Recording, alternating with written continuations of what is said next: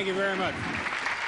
Welcome back to the program, ladies and gentlemen. We've just had the big turkey drawing, and what fun that was. Also on the program tonight, Mary Lou Henner from Taxi and comedian Richard Morris. And my first guest tonight, I must admit, I've been a fan of this gentleman's work for a long, long time. He's responsible for motion pictures, real life, and modern romance. A really funny gentleman. Ladies and gentlemen, it's a pleasure to introduce now Albert Brooks. Albert, how are you, sir? Nice to see you. I was getting dressed. I came in and I saw them leave. I opened the door and they were all leaving, but I didn't mind. That was all right. See, with them is good and without them is all right, because I've been playing people's houses for the last 10 years. Really? You know, I bought these shoes to walk around New York. Now, if you buy shoes that are good for your feet, look how they make you look style-wise, like Bozo's son. Yeah, that's right. Take a walk. I have to buy shoes that hurt. I mean, my feet are fine, but I look like there's guys in there doing other kind of work. Yeah. Actually, it looks like some of the old cars. You know, did you ever see these 1968 Fords? They look like they have an infection. The fenders just don't go in. They go out. They look sick on the side of the road. Yeah. So I'm taking care of these sick cars. It doesn't pay anything, Dave, but it's good. Do you live on the east side of the United States? On the east side? No, I live in New York. No, I think you were pointing towards L.A., but you said the east. Oh, it's yeah, I'm sorry. That is L.A., isn't it? They spun me around before I came out. They said, De Niro did it, you try it. I live in Los Angeles, yeah. Yes. So now that surprises me that you're here in New York City. Well, no. I mean, there's only 2 talk shows on.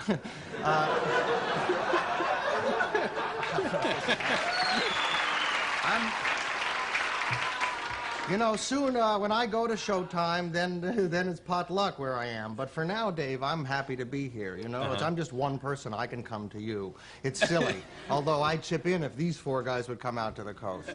No, I like New York, and it's a chance to, you know, the hotel, which they don't pay for the meals and the phone, which is all right. Because I said, and you take care of everything? No, so you eat on your own. I said, okay, fine. But I'm a comedian. Then we charge you 190% if you leave some of your food at autograph. The hotel's very nice. Yeah. And I like being in New York. I'm also here to secure financing for this 3rd picture. Oh, no, this is exciting. You're actually working on It's not exciting at all. It's not exciting, It's getting into the crap pit. It's horrible. Really? It's big business. I don't belong there, but I have to be funny, and then I can get the money and go back and do it. Yeah. You know, it's like, now, I've made money in oil. How do you know movies will do well for me? Well, you like hookers? Yes, I do. Okay. I'm doing the best I can, but also I have some advice. If there's any people in the hospital watching and the doctor comes in tomorrow and says you have a year to live, please don't say, I'll make a movie. It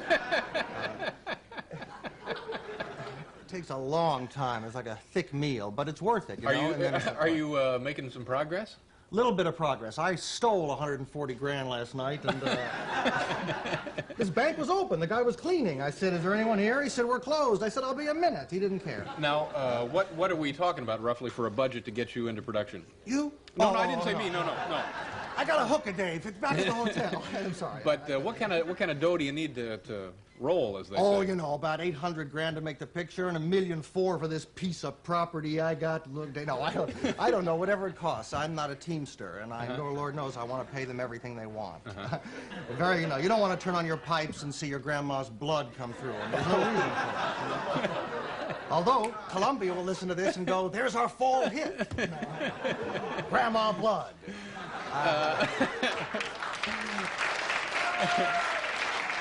It was interesting. They put out a picture called Happy Birthday to Me, and the ad was a skewer through a guy's neck, and that scene wasn't in the film. That's a strange kind of advertising. What shall it be? What about a skewer through the neck? Great. The director's going, but that's not part of the films. Look, this is our business. You make the films, we'll do the movies. You know, Gandhi, a skewer through the neck like that. You know. Yeah, well, I know. He laid on pins. Now, can you give us some insight as to what the project's going to be, the film? It's you know what everyone says, a young Tracy Hepburn. I keep saying that because it's right. It's a young John Tracy clinic kind of a thing. I don't know. It's a man and a woman. It's a major piece of work. That's why it takes. That's why it takes 4 years. I'll just tell you this: I got Leroy Neiman for the lead, and he doesn't do a lot of films. No, he acts and sketches at the same time. Frankly, my dear, I don't give a damn. There you are. You know, I got on this plane yesterday, and I'm single now, and it's like Mr. Single goes to New York. I have these shoes on, I feel like Oliver Hardy. I walk on, I have a window seat. I come on, there's this girl I see in my hindsight who is like Body Heat 2 they're making. And she's saying to the stewardess, I have claustrophobia, I must sit by the window. I'm there. I had a window seat. The rest of the plane's full. The seat next to the window is empty. I'm looking at these two. Fine, I make this instant. Stewardess, why, I have a window seat. There's a man over there who has a window seat. She can sit right here. I will change places. She says, thank you. Touches me, kisses her. Oh, Jesus Christ.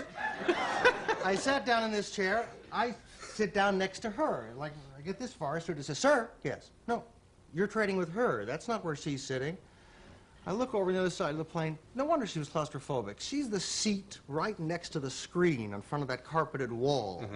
I sat down like this. It was like the Ernie Kovacs show. I was on the ceiling. Here's the floor. Why is the carpet this far from my thing? I looked up. I said, what's the movie? Six Pack. Oh, great. I've always wanted to look up through Kenny Rogers' clothes, you know? And, you know, when you're in the first row, David, and there's a movie on, you're part of the movie because the light hits this part of your head. Yeah. So you can't, you know. Kenny, how are we going to win the race? I got to go to the bathroom. Hi, Kenny, how are you? Fortunately, they should make a plain version where they let the guy in the first row go. God, I don't know what to do. Go ahead. Thanks. And fortunately, it's just a short flight from L.A. to New York. But let me tell you something. I used to put down Kenny. Damn it, he's a good actor. If you have the cassette and you have a thing, just sit this close from the TV. After a while, you just start to, it's like, and watch your food cook, too. We have to pause here for commercial. We'll continue this excitement with Albert Brooks right after you take a look at this, folks.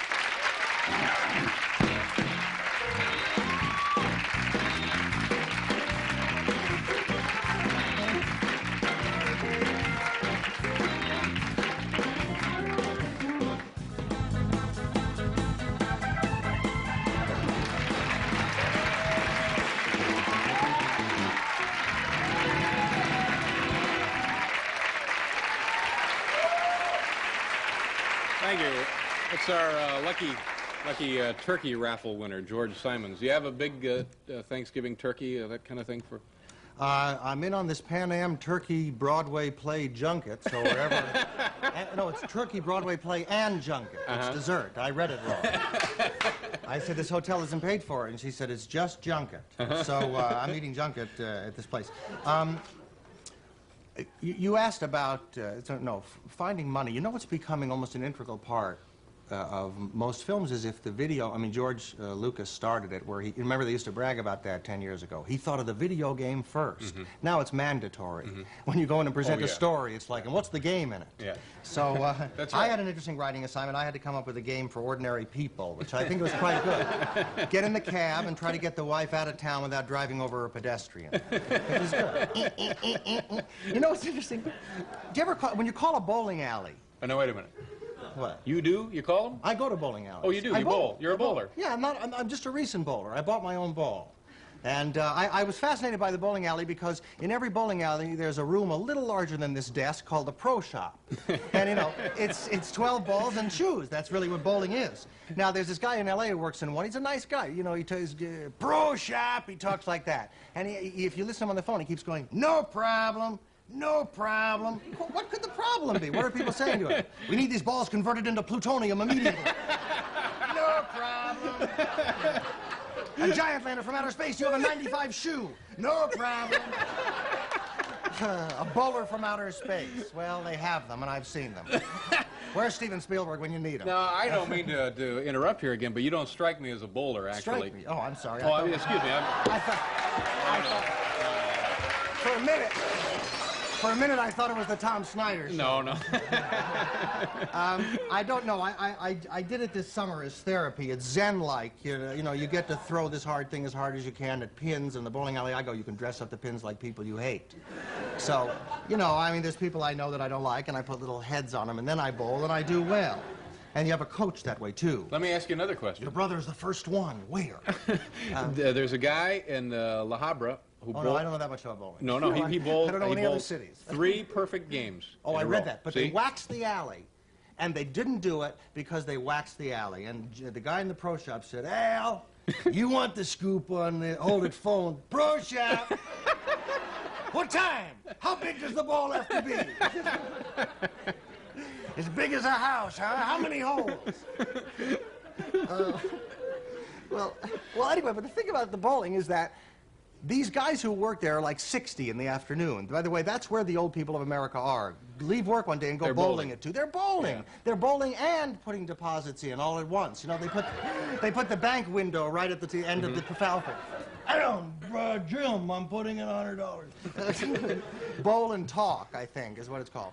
And so these poor men have watched, these guys who work there have watched the evolution of video games. When they took the job, you know, they took a sanity test. No one said, and will you hear 24 hours of solid electronic noises? Yes, sir.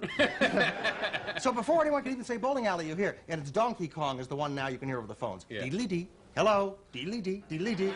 Yeah, are there any lanes open? Deedly-dee. Can I have quarter fleet for $16? Hold it. Deedly-dee. Sir, the donkey's stuck and the thing won't come down. Hold it, goddamn, with the donkey.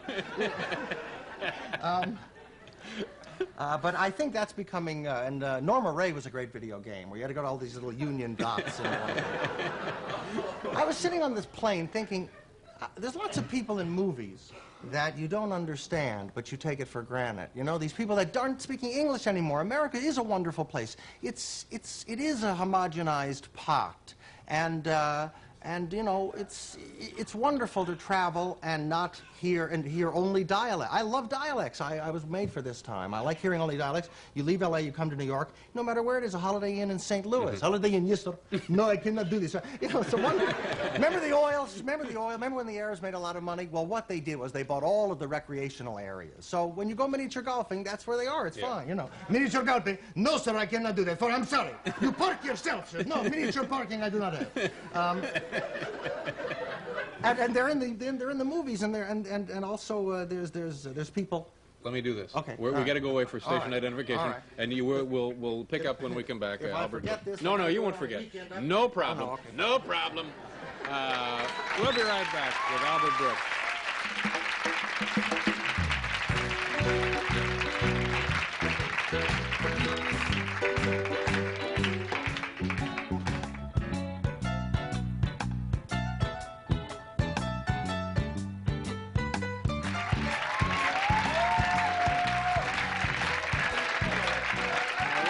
Welcome back.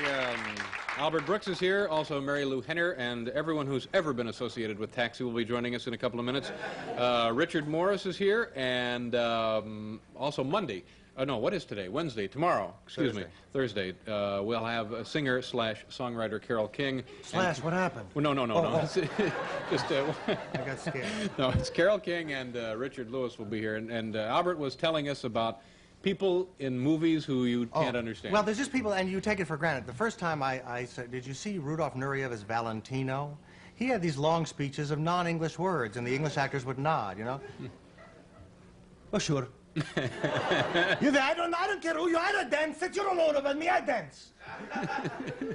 And he went on like this a great deal, you know. Mr. Valentino, the show's at 4. I don't care about 4. I don't know. I have nothing to eat. What do you mean me? Who are you talking about? What is I tell you something? He'd always slow down and accentuate things that were just at you know, bizarre accentuations he had. I tell you something, I don't know if you tell me what to do.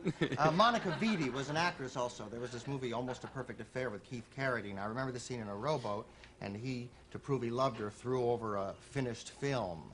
Huh. You know, Jesus, I've heard things to get laid, but that's too much. That's 4 years, you know. And she, you know, he said, there, does that prove? It proved nothing to me. I don't care about Lope. I mean, he just sat and nodded until she was through. Sylvester Stallone is an interesting thing. The scene in Fist where he gets all the union people to reorganize. I don't know. He did something. I couldn't quite figure out what he said.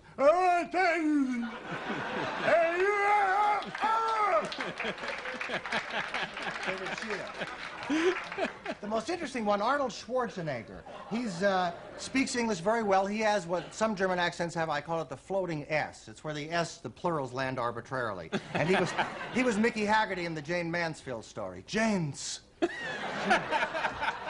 You have to stop acting like this. You can't do this, James. We have to go to Palm Spring now, James. There was this mechanic I had. I used to have a Porsche when I was when you were going through the phase where you bought 40-year-old cars and paid the most you could for them. The older man who sold it to you was grateful. This is a classic, huh? Oh, yeah, sure. What about this gum? Original from the war. Okay. So this mechanic fixed, and he got nothing plural, which should have been plural, like how much it would cost. So you go through. I said, what did you do? I replaced the transmissions. 2 of them, 1 transmissions, steering wheels, she needed adjustment on the steering wheels, both ones, one in the back, the 2 steering wheels. And then it was, how much did it cost? $600. That was singular. Yeah. And I would keep going, and he would look around.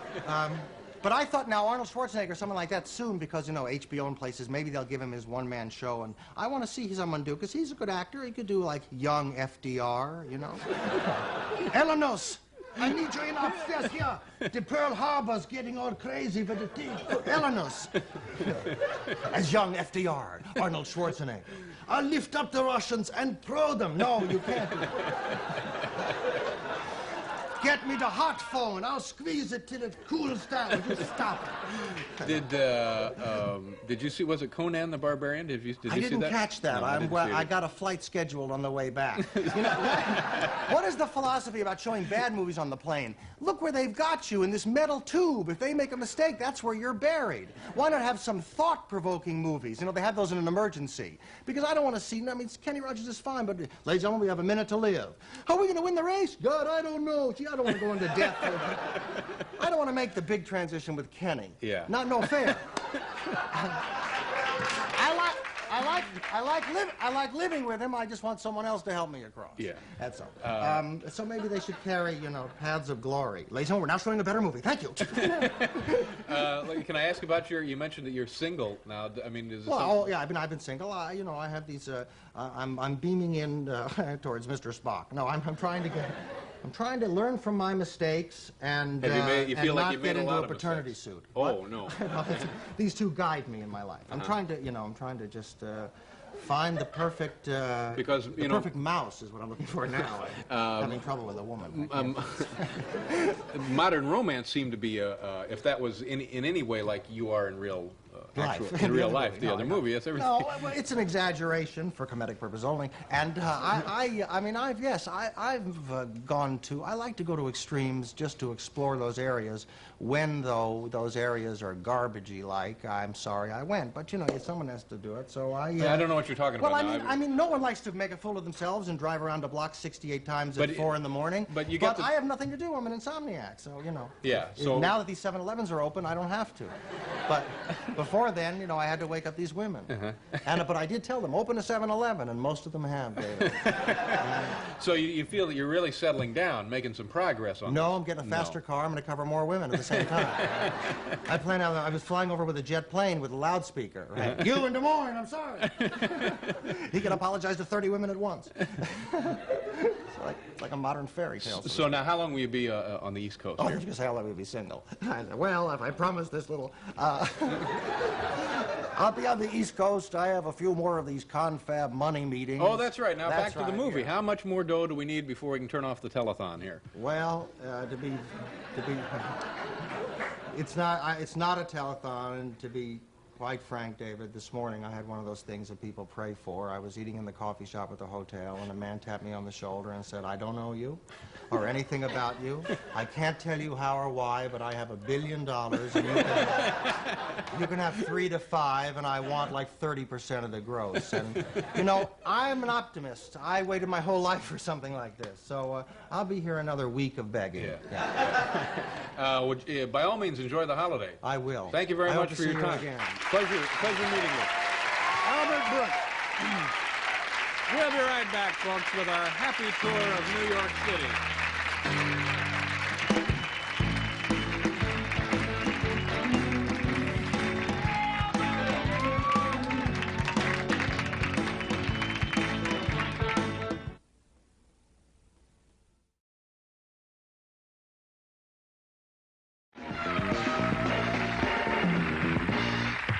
Hi there, and welcome back. Welcome back to a special 90-minute salute to the films of Rob Reiner tonight. You know, I saw Albert Brooks's movie, the new Lost in America. Lost in America. It's very funny. It's very funny. Very funny. Albert Brooks was going to be on this show. He was? He was booked to be on this show. He's going to be on when? This week? Yeah. In fact, I think he was going to be here instead of you. No. Albert's a good friend of mine. He was going to be on, and then at the last minute, it didn't happen. He didn't come on? He didn't come on. Now, let me just explain something to you. He's very close to being, this close to being blacklisted. Oh. Well, wait a minute. Let's find, did he give you a reason why? He sort of, but then it sort of kind of Well, let's call him up. Well, you call him up, because I don't... I'll call him up. We'll find out. Give him a call. I have the number. I'll dial. You want? You want me to give you the number? Well, so I'll dial it. I can't read it in your pocket there. Well, I was going to give it to you with my mouth. Sounds like a punchline to an old joke, doesn't it? Okay. Got awfully quiet in here, didn't it? I think people are really interested in me talking to Albert Brooks. I think that's what. No, I think they're hoping there might be a prize involved for them. Maybe Albert's hoping there'll be a prize. Anyway, his movie was also very entertaining. Oh, now I've screwed this up. Well, it could be Albert, could be anybody. We don't care. We'll find out. We'll talk to lonely Marines on leave tonight. We just don't care. Let's see. Is he a nice man to talk to on the phone? Yes, absolutely. A nice man to talk to on the phone or off the phone. Those cheap kids turn blue doesn't mean she's pregnant. Hello? Albert? Yes? It's Rob. Oh, I thought it was someone else. Hi. No. Hi, Albert. I'm on the Letterman show here. I'm sorry? I'm on the David Letterman show right now. I'm talking to you from the David Letterman show. Really? Yes. I can't. Wait. Hold it 1 second. I'm sorry. Louise. Just a minute, Robbie. Yeah. Louise. I'm on national television. Would you... do me one favor, will you please? I think instead of pine saw, you're using Sorbine Jr. And the house smells like a big foot. Is that your maid? No. No. Oh, who was that you were talking to? It's just someone who comes in and cleans because they like me. Ah. That works out nice. Listen, I'm here with David, and Tell him I said hello. David says hello. Right, Rob, I didn't understand. You're on the air now? Yes, I'm on the air with David Letterman. David? Yeah. Yes. David? Yeah, he can hear you. Can he answer? Oh, you can't hear him. Hold on a second. All right, David? Hello, Albert. How are you? Oh, I can't believe this. You know, I wanted to come east to do your show, and can I do it? It's not even a stupid pet trick. I can't. Muffin? Hold on, David? Yeah. I was going to bring my dog east, and he doesn't want to fly, but can we do this here? Yeah, sure, Albert. Whatever you want. Muffin? He talks, David. Muffin? He's doing a stupid pet trick over the phone? This is the David Letterman show. Muffin, what's the name of the new movie? Maybe we got him at a bad time. No. Can you hear that? Yeah, what's he doing, Albert? He's talking. Muffin, who's your favorite? Listen, who's your favorite host? David Letterman. Can you hear that? I can't believe it. Muffin, come here. Robbie? Yes, Albert. Yeah, you know, this is so weird. I got to tell you something. I am embarrassed. You know, all during the 70s, I never called you to say that I liked our family because I never saw it. Yes, I was wondering why you didn't call. We were like best friends. Well, I was, you know, trying to do important things, and it didn't pan out. But anyway, 2 nights ago, at 11:30, for the first time I watched this show, and very, very good work. Well, thank you, Albert. Yes, I have to tell you something. When the fat guy, I guess it's what, your father-in-law. It's Archie. When he called you meathead, I was on the floor. Thank you. Tell Albert thank you. We have to move on here. Muffin, come here. Thank you. Albert, we have to go. It's the only thing the dog will laugh at. Muffin, meathead. I'll talk to you later, Albert. Goodbye. All right. Goodbye, Albert.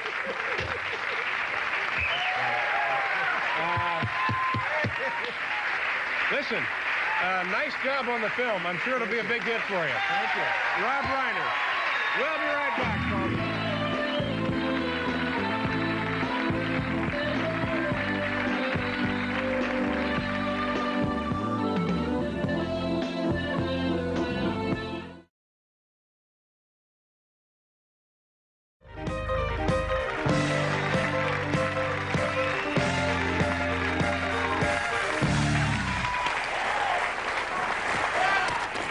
Our next guest tonight is currently featured in the brand new Arnold Schwarzenegger movie entitled A Raw Deal. This woman is a very talented actress. She has also been in such movies as Modern Romance, Heartbreakers, and of course the all-time classic, Yes, Giorgio.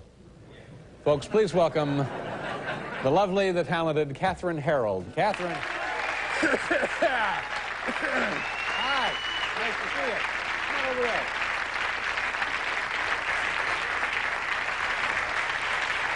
Nice to meet you. Nice to meet You haven't been here before, have you? You're really sick. Well, I have a little, no, I am a little, You're a little sick. I never feel too good. Yeah. Yeah. Well, it's nice to meet you. You haven't been here before, No, have I've you? never been here before. I've been at NBC before. Sure. But Oh, that's right. You worked... I was on a soap here. yeah, Where's because- John? Where's John? John is right over there. Because a lot of the people that are working on our crew work with you on The Doctors. Many years How long was ago. that show on, The Doctors? I don't know. A month? 2 months? I was a on year? longer than that. Yeah? I was on for a year and a Were half. you a which star? It was a year and a half of hell. Oh, a year and a half of hell. It was very hard. Yeah. It's so scary. Yeah.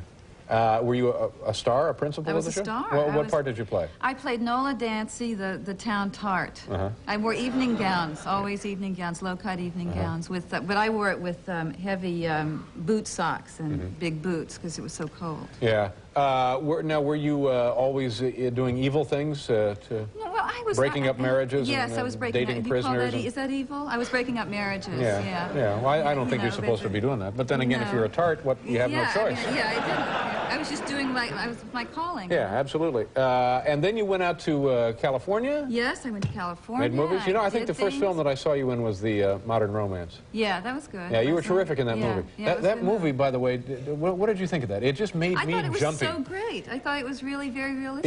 It was realistic, but maybe a little too realistic because you got the feeling that Albert was about to have some kind of a breakdown, didn't you?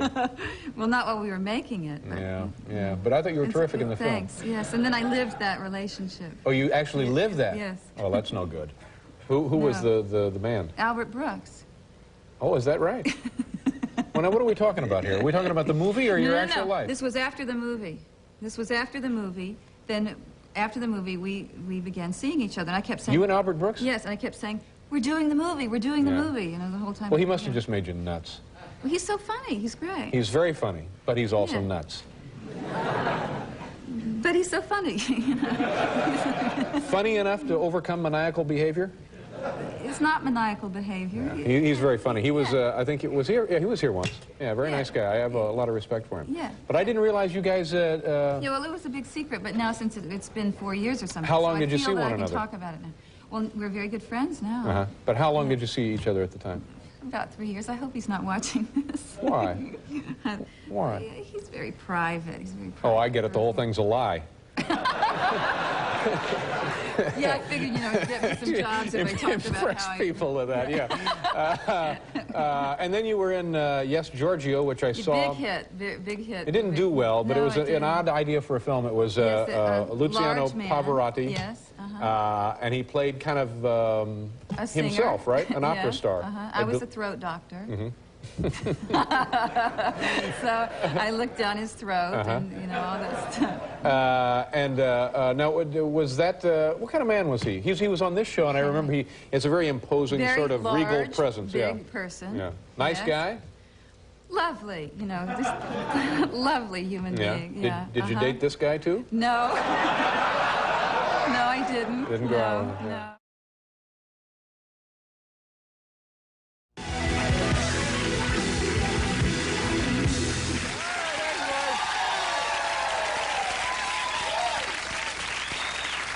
Well, there's no denying our friends here in the audience enjoyed the drum solo then. They did. But On the drum. did our little TV friends at home get No, to they enjoy didn't the get drum to hear solo? it. No, they didn't get to hear it. Well, we would have to schedule in some night a lovely on-camera drum set. Wouldn't that be nice? But you said maybe later tonight you would surprise us with one. Was well, that I it? don't have the authority to do that. Yeah, gosh, we'd have to call the president. Let's see, coming up in this half hour, ladies and gentlemen, orange peeler Harold Goebel will be joining us on the program. Also, comedian Adam Sandler. Tomorrow night, we have Martin Mull and musical group Havana, 3 a.m. Parts of it were okay. What the hell is it? Hal, what is the deal? What are we watching there? Hal, what was that? What is that? Excuse Excuse me, Dave, I'm sick. It's a clip from Defending Your Life. Very funny. Let's watch a little more of it. All right, I guess so. You're the director, whatever you want. Go ahead, Hal. What's she look like? Very pretty, too pretty. What do you mean? Well, I have this theory that... Excuse me, Hal, I'm sorry. Hal, pardon me. Why exactly are we showing this? And by the way, Hal, you sound a little strange. I sound different because I am sick. Now, please, David, trust me. Do not come back here. Please. We are sweating back here. Yeah. Hal, you know, you can't fool me. I'm getting the distinct impression that something is very, very wrong in the control room, Hal. David, do not come back here. We have swollen glands. We're warning you. Trust me, stay out of the booth. Hal, what do you mean, swollen glands? David. Oh, man, what the hell is going on here? Hi. Oh, hi, Albert. Nice to see you. Nice to see you. Folks, it's Albert Brooks. Yeah, what's happening here? This is not what it looks like. Yeah. Let me explain to you something. I made this movie, Defending Your Life. Right. And it is just so important to me that when my publicist said that you don't show clips anymore, I just had to get a clip on. Yeah. You would understand that. We show clips all the time. No, you don't. We're showing a couple tonight. We showed a couple last night. We do it all the time. No. You could have come on like a guest. She said instead of this heinous act of terrorism. I didn't do this part. Is that true? I'm not denying I came in here, but they were like this when I got here. Oh, I'm sorry. Now, my publicist said you haven't shown a clip for a year. No, that's wrong. We show them all the time. You could have shown a clip, Albert. So I have the worst publicist in New York City. I'm just pissed. No, don't be hard on yourself, for heaven's sakes. I got to finish up the show here. Listen, don't take this out on the movie. This was my mistake. No problem. We all make mistakes. Did you see any of the clip out there? Yeah. It played great in here. Yeah, it sounded like it was getting a lot of laughs. Hal, was it great? Okay. All right. Thank you. See you later, Al. All right. I'm glad we Defending got Your this Life. straightened out. Yeah, all right. Okay. The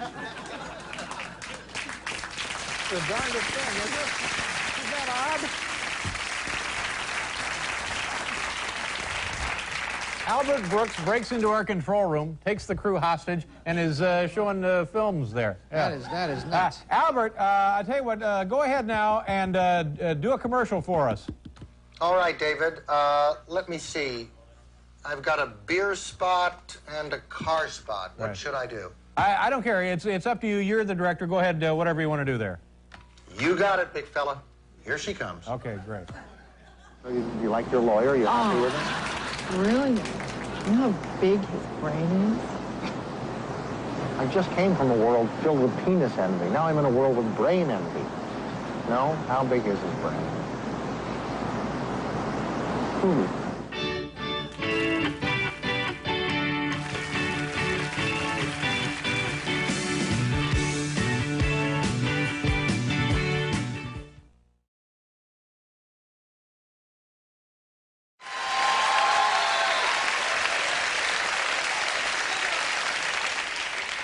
Let me ask you folks a question. Do you see somebody square dancing? No. We're climbing trees, damn it. Our first guest tonight is, well, simply he's one of the funniest people on the planet. He has a brand new motion picture entitled The Scout. It opens on Friday, and from what I've seen of it, it looks terrific. Ladies and gentlemen, please welcome a really good friend of ours, very talented young man, Albert Brooks. Here we go, Al.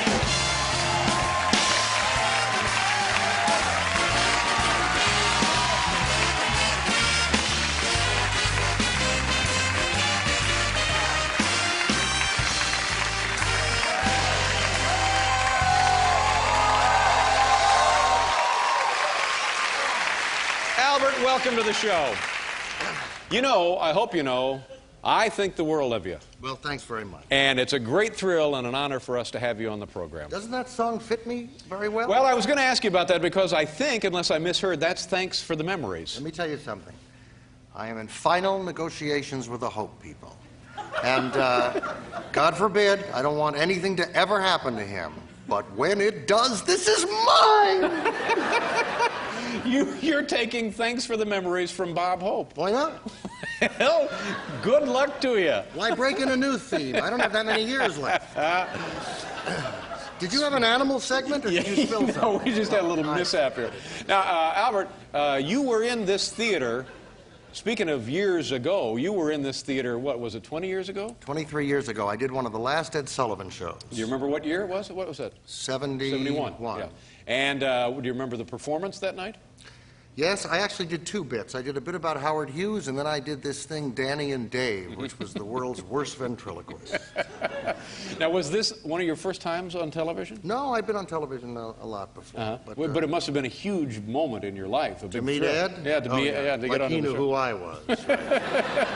All right? Do you sing, or what do you do? Didn't work out great. We have some videotape of that moment. That's right. Now, you know something? Driving over here, I knew you have tape, and driving over here, I was thinking, should I feign surprise like people do? Oh, God, oh, no, don't show it. Then I realized I brought the clip. Yeah. So stupid. Yeah. You couldn't live with yourself if you were perpetuating I'm not that that myth. much of a fake. Let's Okay. just look at it. Now, tell people again now, so it's you, and you're the world's worst ventriloquist. Yes, my mouth moved more when he spoke than I spoke. It's just, I never made And the name of the act was? Danny and Dave. Danny and Dave. Here we go. 23 1971, Albert Brooks on the Ed Sullivan Show, right from this theater.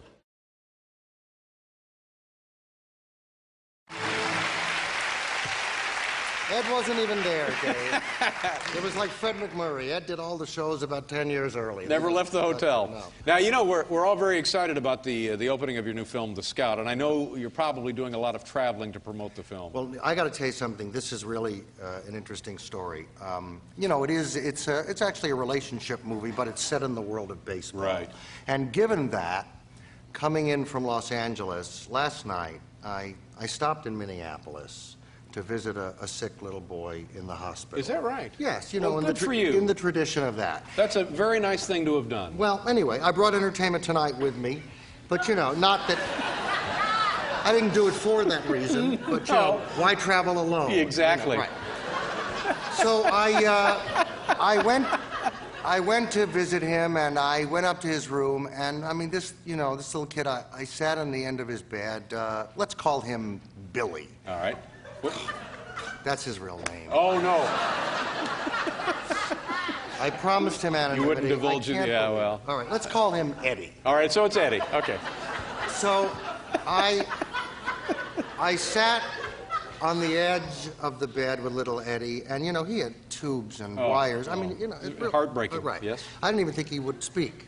He says to me after about 5 minutes, he says, "Mr. Brooks, do you think The Scout will be the #1 movie this weekend?" Oh.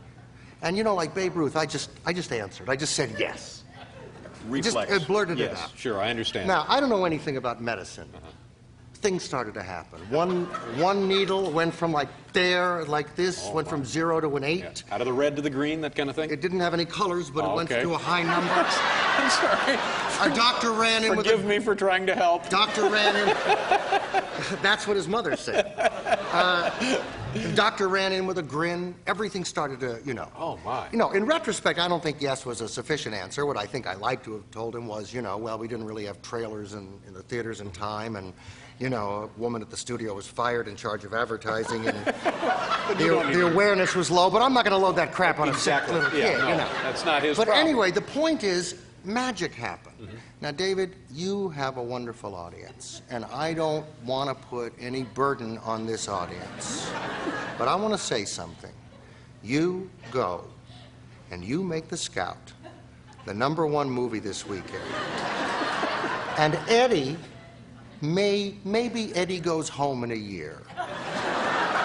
And you go see that Meryl Streep movie, This Kid's Dead, on Tuesday.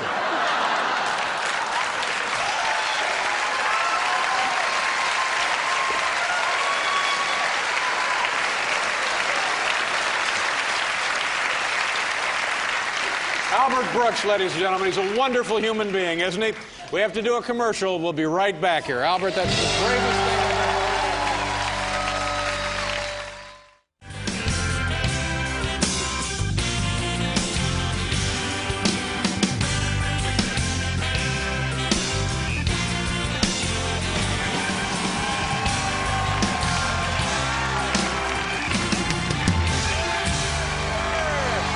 How are you? Cynthia McFadden and Liz Fair. I had a brainstorm. If you have time, if you can hang around, if you would like to do this, as soon as you're done here... Climb that tree? Took the words right out of my head. I don't want any part of the tree. I'm not insured for those kinds of bits. Just ride, maybe you can ride on the guy's back up a tree. Now there, talk about now promo, you're getting into a whole publicity. other area. Yeah, but I'm thinking, oh, there he is right there. Thinking what that would do for Eddie. Eddie? Yeah. Well, I didn't promise Eddie anything. You know, about I was reading something about your... Just promised Eddie. I was reading something about your film, and the quote I read said it was the best American film in 25 years. Yes. Now, there's a controversy involved in this, which I need to address tonight. One of the quotes we're using is the best American comedy in 25 years. Wow, congratulations. Yes, thank you. That's something. The source That's is... quite an achievement, because if you think about all the movies that have been made in the last 25 years... Right, I know that. And a lot of really good comedies, too. A lot of them, yeah. But for yours to be singled out as the very best in a quarter of a century... That's why we used it. Unbelievable. That's why we used it, you know. Now, the source of that quote is IQS, which is an international quoting service, which is one of the biggest quoting services in the world. And there is a controversy brewing because, you know, I own half of this company. Actually, I own 98% of the company. But what's the big deal? I don't understand that. I mean, do you think if Rupert Murdoch goes and tells one of his editors what to do, he just does it? I don't think so. So you're saying that's not a problem? I don't put pressure on these people. All right, I good. just, you know, gathered them around and said, good I make that you a film cleared the once air. every 5 years. Just go take a look at it. You know. So in any case, that's the quote we're using. Yeah, and so it opens on Friday, and do you have any plans for the big opening? Are you going to travel? Are you going to be a premiere kind of a thing? Searchlights, that sort of deal? No, I thought Big opening night party? I thought I would go find the biggest tree and go to the top and take a look at it that way. Yeah. No, there's not an opening night party. Maybe I'll just take a car and stand in the back of some movie theaters and take a look. That'd be a lot of fun to hear the folks laugh at your work, That's I would what think. I like to yeah. do. And do you think the fact that there is a baseball strike now, there is no baseball, is that good What? for you? When? Since when? Is that good for you or not good for you? Well, people ask us this. You know, we're still a movie. Yeah. I don't want to side too much with these pigs. But I mean, you know, look, David, you know, I don't like to see any athletics on strike. But I mean, I assume that maybe, you know, this movie, there is a World Series with Bob Costas announcing and Ozzie Well, there you Smith go. and That's Bob all you need. Tewksbury. Yeah, it's just Only as good chance as you're real going to baseball. get to see to play it. Now, I was watching some of the film this afternoon, and it looked to me in the movie like you were a little heavier than the last time I saw you. I gained 20 pounds to play this part. Is that right? Yes, right. And, you know, and it was very interesting that I did that because I had a bad experience once with this sort of thing. I was supposed to be in Raging Bull. And I put on 100 pounds. You gained 100 pounds? Yes, and I arrive at the set, and Marty Scorsese takes me aside and he says, you know, it's not going to work out. Where does that leave me? I'm this big fat pig without a part. So, were you able to take it off pretty easily? No, it took me about 4 years.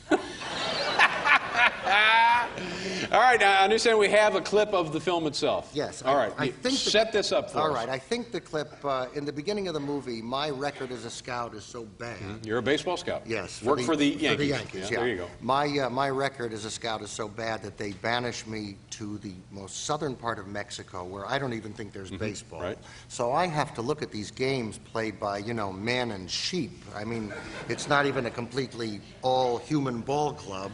And Interspecies game. Right, yeah. and I just sort of... that was a good game, by the way, the interspecies game. Sheep 6, men nothing. All right. Right. So But, here now, Albert Brooks from the opening on watching Friday, one of the the many brand new games, film, The Scout. Albert Brooks, down in Mexico, looking for talent. Albert Brooks, the motion picture is The Scout.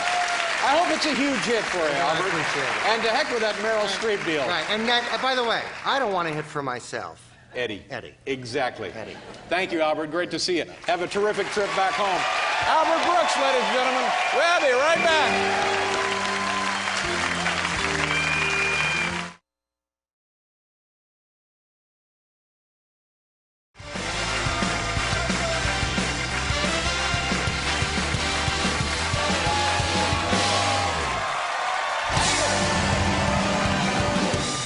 Big show for big guys. You know, Our first guest is, in my opinion, and that of many, many others, one of the funniest men on the planet. He has a brand new motion picture. We're always excited when that happens. It's called Mother, and it opens on Christmas Day and is already winning awards for the work. Here he is, our good friend, Albert Brooks. Albert, come on out.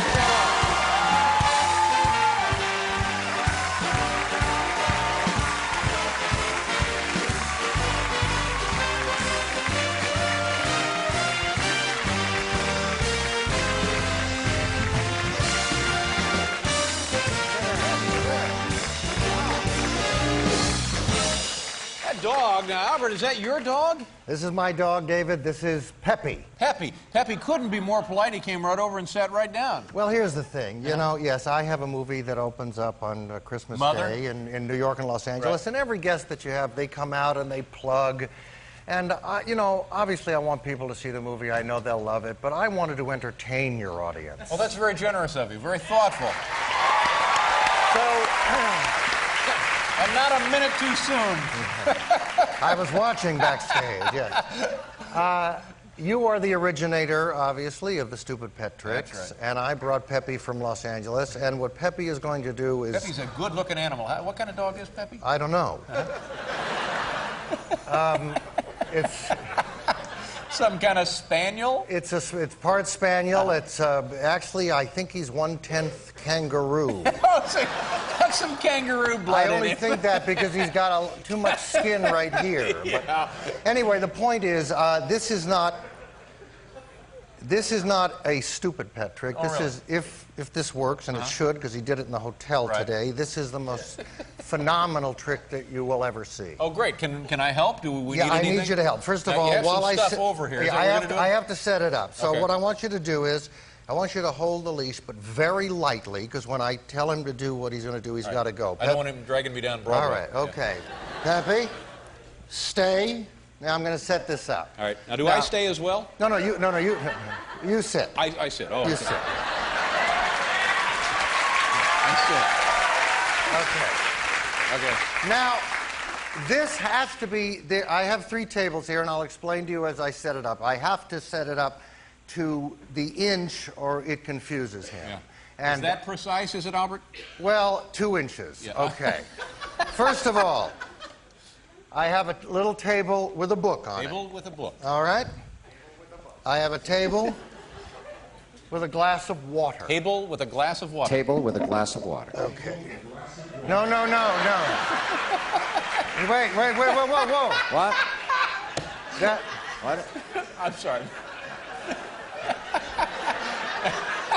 Don't take it so hard. Just trying to help. Dog is disgusting. you know, the dog's not into that kind of comedy. All right. Okay.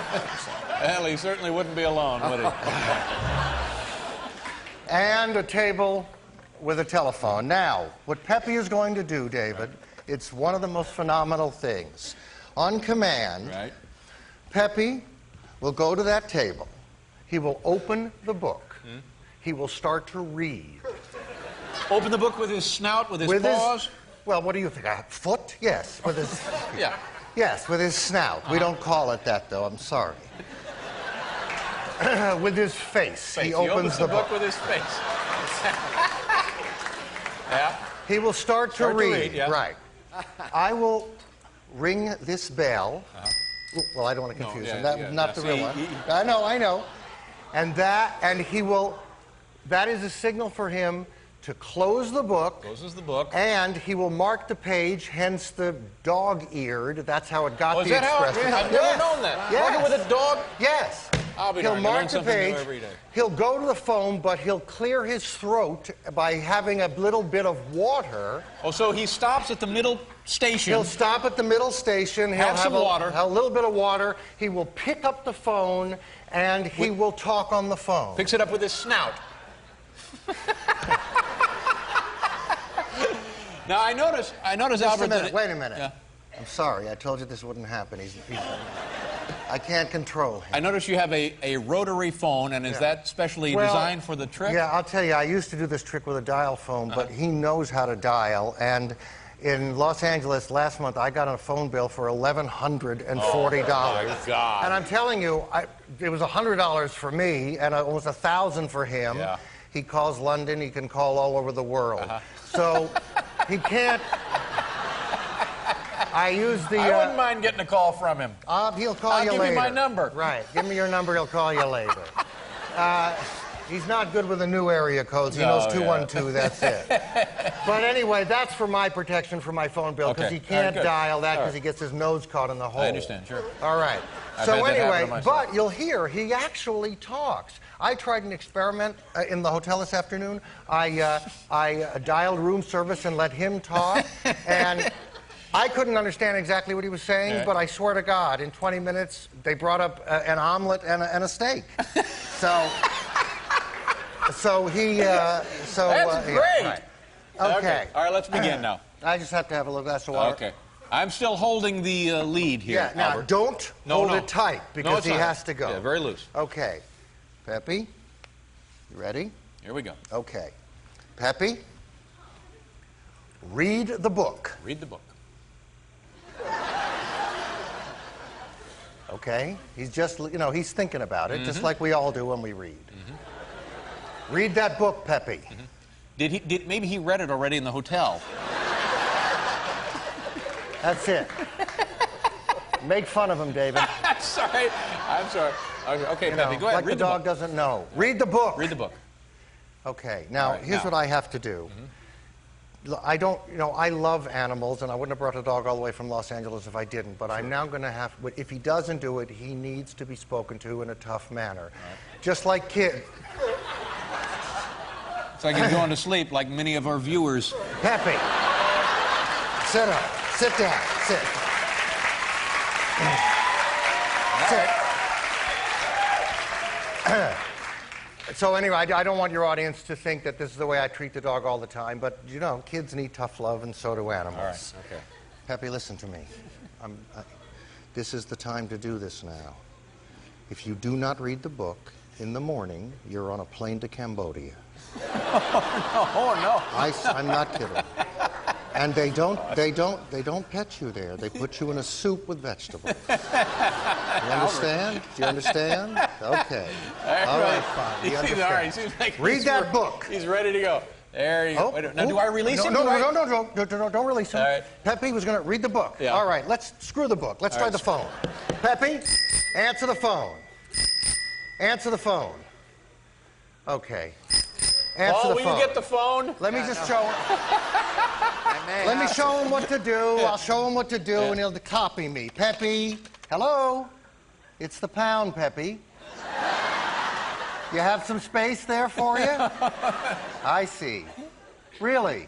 You still use gas over there? Oh! I'm just trying to get him to do the trick. I tell you what. We have to pause here, Albert. He doesn't want to do the trick. You talk to Forget Peppy. it. I don't want him. Peppy. I'm not going to even... We'll be right back with Albert Brooks.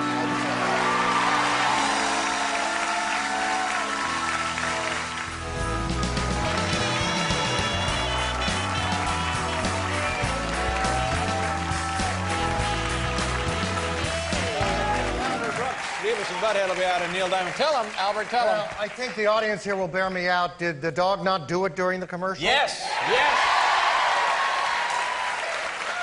Albert, let's talk about the, there's the dog now taking a break. Let's talk about the film Mother, and I'm just taking a guess here. Is this about your mother? Well, I mean, it's about your mother, too. There are things that all of our mothers have in common, and I wanted to make a movie about it, yes. I mean, it's about my mother in that she will freeze anything that will fit in there. She buys brands of food I've never heard of, She disapproves of most of the things I do. So, a little bit. Now, in the film, and help me out here if I make mistakes, you recently divorced, moved back in with your mother. That's right. After 2 divorces, I decide that if I do not get my relationship straight with my mother, I'm just never going to figure it out with the other women in my life. So I pack up in Los Angeles, drive up to San Francisco, where I was born, and move back in with her. Right. And in the film, your mother is played by Debbie Reynolds. That's right. This is a return after 27 years. This is her return to the screen. Has not been in a film for 27 years? No. Not been in a film for 27 years? No. Been sleeping for most of those days. And she does a great job, doesn't she? She is brilliant. Now, how did you think to cast Debbie Reynolds as your mother?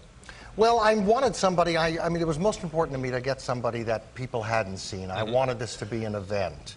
And I sent her the script, and we had a great conversation, and then she was in Las Vegas, where she performs, and she flew into Los Angeles, and we read 2 scenes together, and after 2 scenes I said, okay, so you can play the part. And she said, I beg your pardon? I said, you can play this part. She said, well, don't many people have to make that decision? I said, no, I can make that decision. She said, they let you do that? So I said, you're the mother. You know, when you think of Debbie Reynolds, you have one expectation of the performance, but when you see it, it's altogether different. It's completely different. Yeah, it's a really nice piece of work. She's real, and... And the award the film won is for your co-writing of the script. Yesterday, Monica Johnson and I won the New York Film Critics' Best Screenplay of the Year. Congratulations. You mind if we show a little bit of this? No. I want to tell you something. Normally we don't show clips, but I am so enthusiastic about your work and this movie in particular. Well, let me set this up. All right, I arrive after driving 400 miles. My mother is offering me things to eat. I don't really want anything. I've turned down 6 things she's offered, and now she goes to the freezer and she offers me some cheese. Here we go. Albert Brooks, Debbie Reynolds' mother.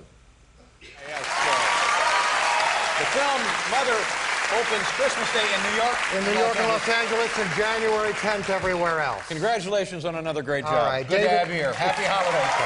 Albert Brooks, ladies and gentlemen. We'll be back in Beavis and Butthead.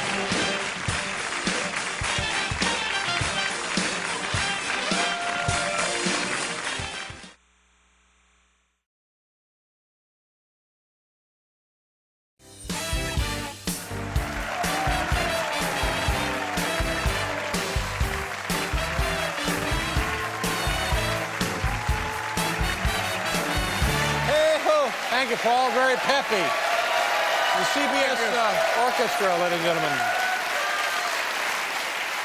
Welcome back to The Late Show. I'm Daddy. Thank you. Our first guest, boy, we got a good show for you tonight. Our first guest, one of the funniest people we know, is the co-writer, director, and star of a new comedy entitled The Muse. It opens August 27th. Here he is, Albert Brooks. Albert.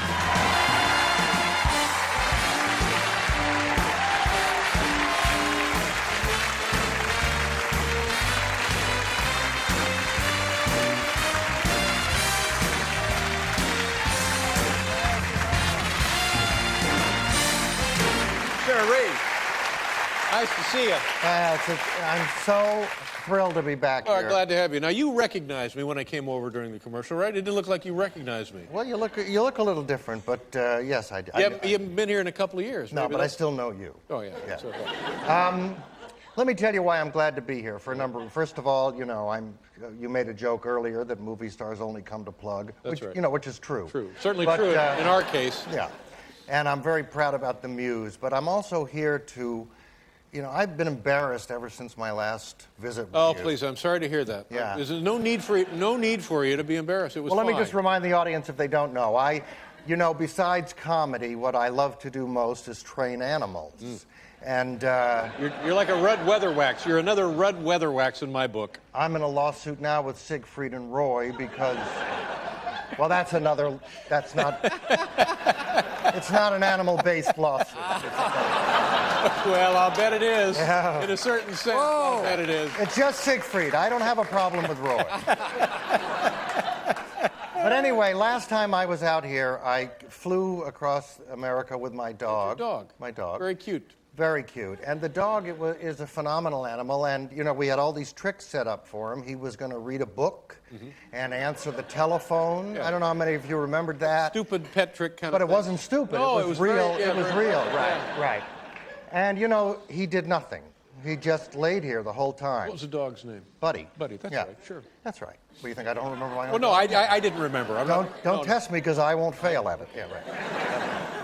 So anyway, the dog did nothing. Now, I got back to the hotel, and I called my vet in Los Angeles, and I was really upset. And the vet said, you can't fly 3,000 miles with an animal and expect them to perform right away, because they need more than, they have what's called a dog jet lag.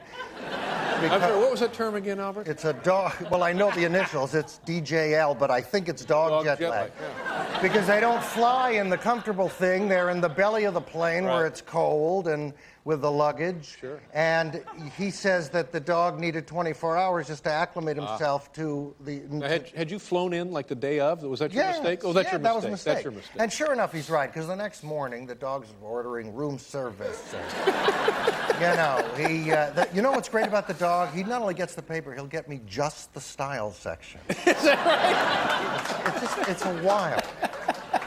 Okay, so... You know, I have other animals that that I'm very proud of, and I'm not making the same mistake again. Well, you brought more animals tonight. That's no, great. but that's that's just it. I'm not going to make the same mistake. No, wait. No, you're going to be happy. I have a bird, a parrot, Polly. You know, the funny thing about me is I can train them, but I can't name them well. I'm like an idiot savant. I can't. Well, it's not, it's not original. Let me show you the picture of Polly. You show the audience that. Beautiful. Isn't she? Lovely. Isn't she beautiful? Yeah. Is that a parrot or is that a? That's a parrot. Looks like it might be a cockatoo. No. That's a parrot. That's Polly right there. How old? I know. That's 80% parrot and 20% cockatoo. Yeah. Yeah. They get to be old. They grow to a nice old age, like 30, 40, 50 years old, don't they? Well, They outlive their owners sometimes. I'm not going to keep it that long, but yeah. What will you do with it, Albert? I get sick of things, David. I don't know what I'll do with it. You have the restless mind. But anyway, so I'm not going to, I'll never make the same mistake again. So tonight, I have Polly on the phone in Los Angeles. What? Really? Yes. And we're going to talk to the bird that way. Yeah, because the parrot's... Well, I can't make the same mistake, and I'm not going to put a bird in the belly. The parrot is relaxed, comfortable, That's well-rested. Right. And let me tell you how close. The parrot knows about 1,700 words. We are 4 words short of the Guinness Book, they told me. So... Yeah. 1,700. Right. It's a boy, by the way. I referred to her as her because Polly's not a good name for a boy. Well, that's what I told you. I'm not good at that. Yeah. Excuse me? I say Polly. Polly. Yeah. Yeah. Very sensitive. He flew in the same day of this show, so he has the same problem. Well, you can talk to my vet. We'll clear that up. But so anyway, the bird should be on the phone. Okay. And by the way, yeah. I'm not just saying this because I'm on your show. Sure. He is a huge fan. No, I mean it. Now, all right. So Albert, I tell you what, if and I don't want to throw anything off here, but if you can you and the bird hang on, we'll do commercials, and then when we come back from the commercials, you see, okay, we'll talk to you and Polly. You'll have a conversation. All right, I'm fine. Oh, this is going to be great. Okay. We'll be right back here.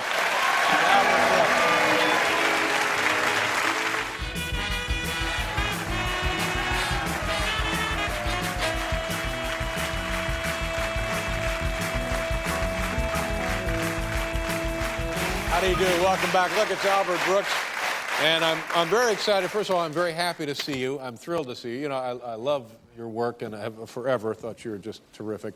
I'm excited about this thing with your bird that we're going to get to here, and it's just nice. And I hope we have enough time to show your clip. You know, I thought I passed away the way you were talking. You hope we have enough time to show that clip. All right. Now, may I bring the phone over? Yes, bring the phone over. This is it. We think this should be, will there be an attendant on the other end of the line? No, he's on the phone. The parrot is on the line now. David, this is a brilliant... All right, I'll stay out of your way. You tell me, what do you want me to do, Nothing. Albert? All right. But I have to press the button. Press the button, and then we should be there. Okay? I say nothing. I just press it. He won't talk to you. Okay, just... Okay. Is this good? No, he can hear Is that good? Yeah.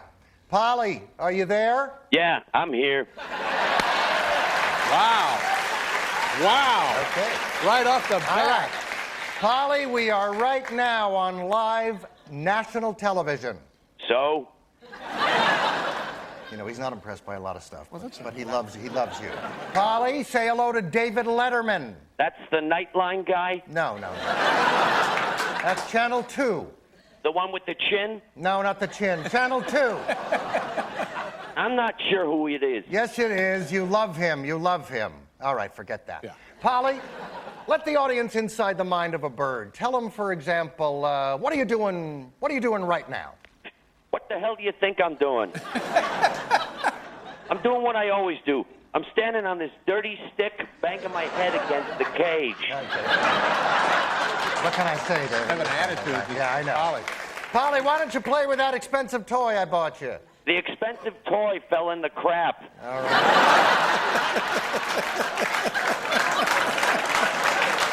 Thank God we didn't pay to fly him out. Yeah, thank God for that. Yeah. Well, you know, I'll get you another toy, Polly. Don't worry. Oh, by the way, your brother was here earlier. He took all your furniture. What? Wait a minute. What are you talking about, my brother? That's impossible. Some guy was here. He took the furniture. He said he was your brother. Well, my brother's in Alaska now. He's not even in Los Angeles. What did he look like? A small Chinese guy. Oh. How can how could a Chinese guy be my brother, Polly? You think I know what people look like? How well do you think I see? I got an eye the size of a pin stuck in my ear. Hell, everybody looks Chinese to me. All right, fine. I wish you wouldn't let people in the house that you don't know. Yeah. I'm not a dog. No, I know you're not a dog. Oh, by the way, yeah. I'm worried about something. Yeah? If the color of my poop is dark, should I be concerned? I'm not a vet, Polly. I don't know anything about poop color. I'm sorry. Right. So what good are you? All right. Well, look, I can tell you're in a bad mood. So what are your plans for the rest of the evening? My plans? Yeah. I plan to hang myself on the bed. All right. Polly, I want you to say good night to David Letterman. Stop telling me what to do. I'm not your pet. All right, fine. Good night, Polly. He's Thank an you. angry bird. Yeah. Oh, boy. Okay.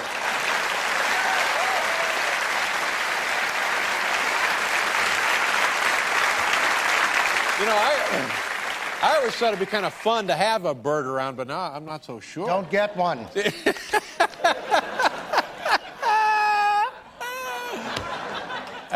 All right, so Albert, let's talk about the Muse. This is a big film. Yes. You got yourself, you got Sharon Stone. Andy McDowell. Andy McDowell, who was here the other night, and she didn't want to show a clip. Oh, no, she did. She called me.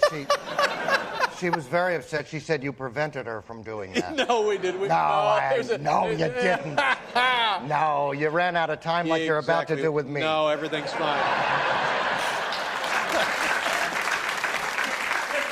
David, I'm you know, as proud of this as anything I've ever done. All right, now the Muse. Let's talk about the title. The Muse represents creative.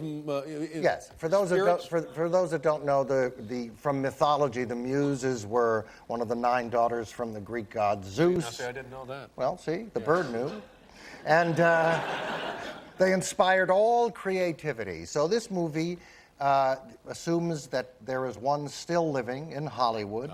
Helping various people, you know, make these movies that we all see. Right. And that's played by Sharon Stone. And it's hysterical. I'm very proud of it. It's an interesting idea. Yeah. To superimpose the mythological over modern day reality. Isn't that wild? Yeah.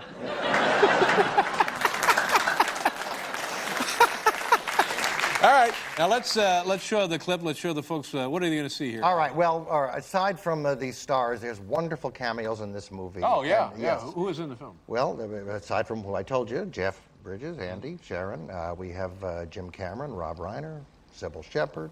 Anybody turn you down for the cameo? Nobody. Really? Well, one person. I called Bill Gates. Oh. I really did, and he said no, but he sent me $1.5 million. Pretty good. Yeah. Write him. It's worth it. Yes, write him. But anyway, so I hook up with this Muse, which turns out to be, you know, the biggest mistake of my life because she's, well, I'll use the word demanding. Mm-hmm. That's the nicest word I can use on television. And once I find her, all of these other famous directors hear about it, and they keep coming to my house and bothering me and looking for her. So we're going to see one where I come home, and you will recognize this man. I will just tell you this. He is not only one of the most famous directors alive, he is in the Guinness Book as the fastest talking human being on the planet. Wow. All right, so I'm coming home to my house, and Albert Brooks. He's there looking for the Muse. The Muse. Very entertaining. It's a great idea. Great movie, great cast. Martin Scorsese. Yeah, strong performance. Very good. I'm really looking forward to seeing this thing. Thank you, David. Thank you very much, Albert. Pleasure. Nice meeting you again. right. Albert Brooks. We'll be right back.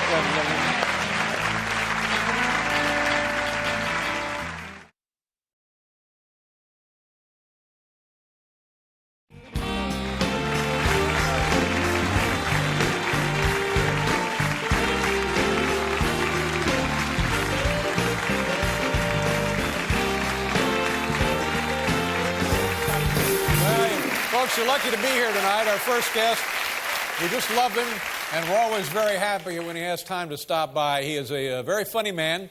He's starring in not one, but two big films this summer, The In-Laws, which opens May 23rd, and Finding Nemo, which opens May 31st. Ladies and gentlemen, the one, the only, the lovely Albert Brooks. Albert.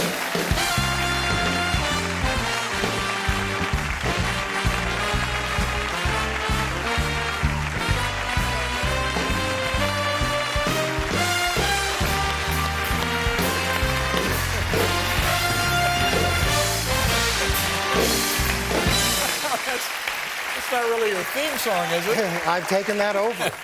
Welcome back to the show. We're always happy to see you. I'm glad you're better, because I didn't want to come 3,000 miles and talk to him, but... Hey! No, I meant that in a good way. In a good way, yeah.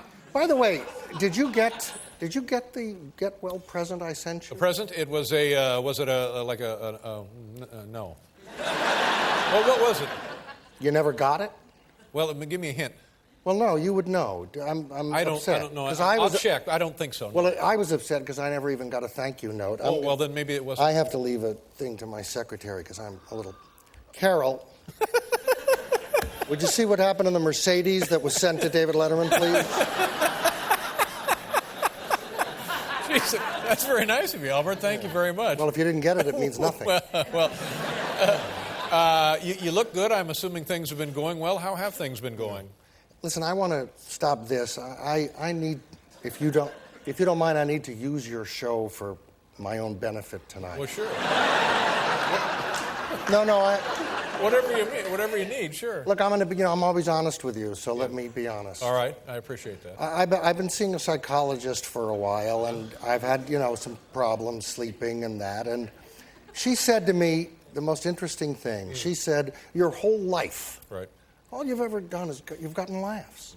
From your, childhood onward, all people have done is laugh. They've laughed. And she thought, and I thought she was right, that this is really having a bad effect on me. Really? Well, I mean, I don't act like a serious person, and people don't take me seriously. And what she said was, she said, if you could go on a Letterman show. Right. Well, she didn't say Letterman, but,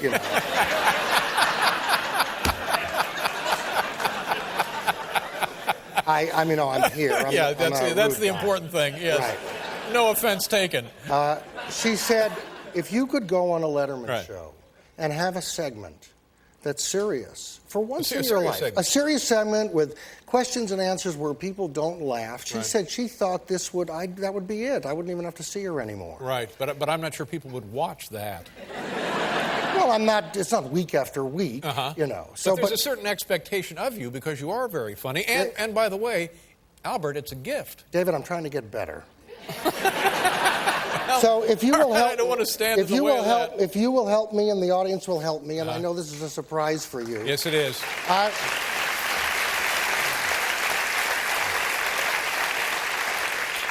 I prepared some different questions, and I gave your screener. All right. And they're not, there's nothing funny about them. But just to have a few minutes like this, and I'll get the tape, and I'll be able to watch it, I think it would be immensely helpful. Okay. So let's try this. I hope it works. Okay. So I just ask you this question here? I have 3 questions there, and it's real, and it just... But you want this conversational? Well, the way you would do it for anybody, it's fine. Okay. Albert, I understand you had a serious health problem, a health scare last Thanksgiving. Health scare. What happened? Yeah, I thought I had skin cancer. Oh my God.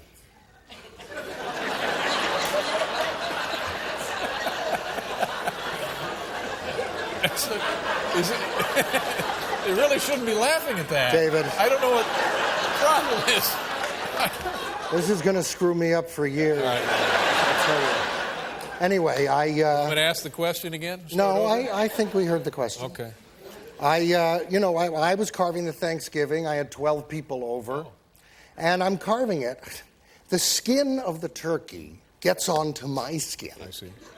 And, I didn't know it. We're all laughing and joking, and I look down, and that's like third stage melanoma.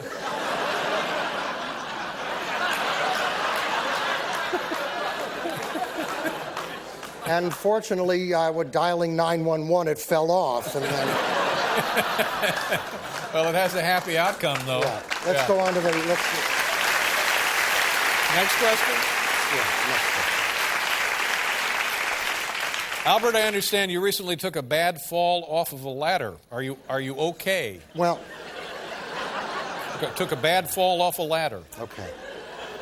I should have hired someone to do this, but I was actually painting part of my roof because it's a fire retardant paint. Right. And I didn't, have the proper, anyway, that's not the story.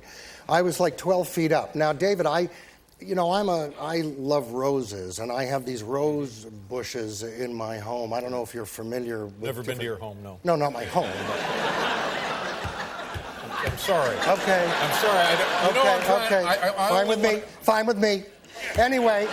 I only want to help. Anyway, I fell 15 feet into... Do you know what the South African rose is? No. All right. It's huge. It's like 14 inches, a big bloom, lots of thorns. I fell face down on one of them, like this. Oh. And I had a rose in my mouth. The flower was here, and the thorns were there, and this big stem coming out, and I'm panicked. Yeah. And I'm going, I got to get to the emergency hospital. I could lose my larynx if I... But then I had, second thoughts, because I'm thinking, this is odd. I don't want to, have a Richard Gere gerbil thing going on.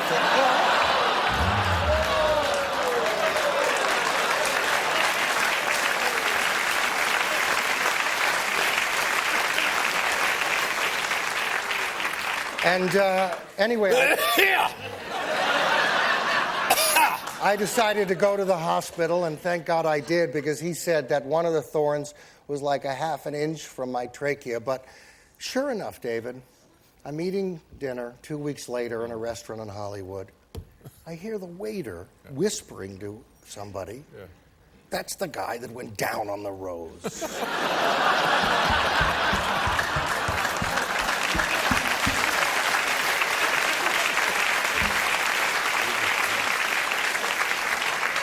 Boy, this is a miserable failure. I think it's working quite nicely. Yeah, I don't want to do any more questions. Let's go on to number 3. No, they're not. It's not working. No, let's just try number 3. They're not helping me. No, we have one more. We have some time. All right. Question number 3. I heard you recently got into some trouble down in Tijuana. What happened? Tijuana, border town south of San Diego. I had never been there before, and I didn't know that.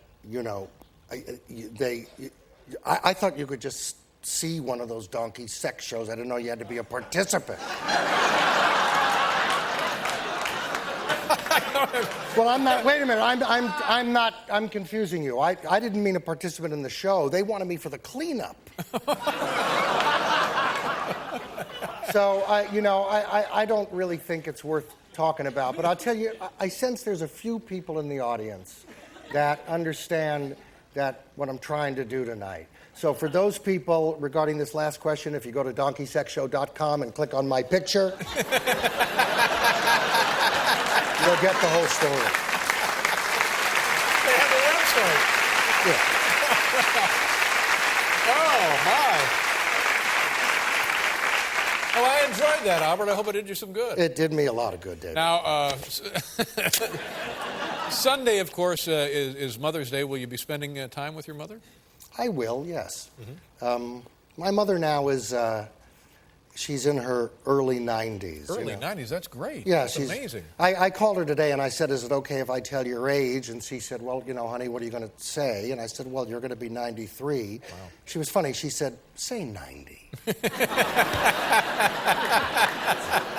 So, But I must tell you something, you know, she's very excited because, you know, the in-laws and Michael Douglas and then this, you know, this underwater movie. Well, the two big movies. That's right, with the fish. And so I'm talking to her last week, and I always think I'm having a conversation that I understand, and it just never works out that way. So we're talking about the movies, and I'm saying, she says, so honey, and you and Michael Douglas are going to be in New York? And I said, yes, and oh, it's so exciting, the in-laws. And which fish does he play? This is what she said. And it was even worse because Michael Douglas had this movie about a month back with his dad. Right. So she called me up and she said, you know, I saw the commercial to your film. They don't want to use you in the commercial, huh? I said, what are you talking about? She said, well, they replaced you with his father. I said, that's not even the same movie. She said, honey, I'm confused. Which fish does his father play? So we got to take a break. We'll be right back here with Albert Brooks, everybody.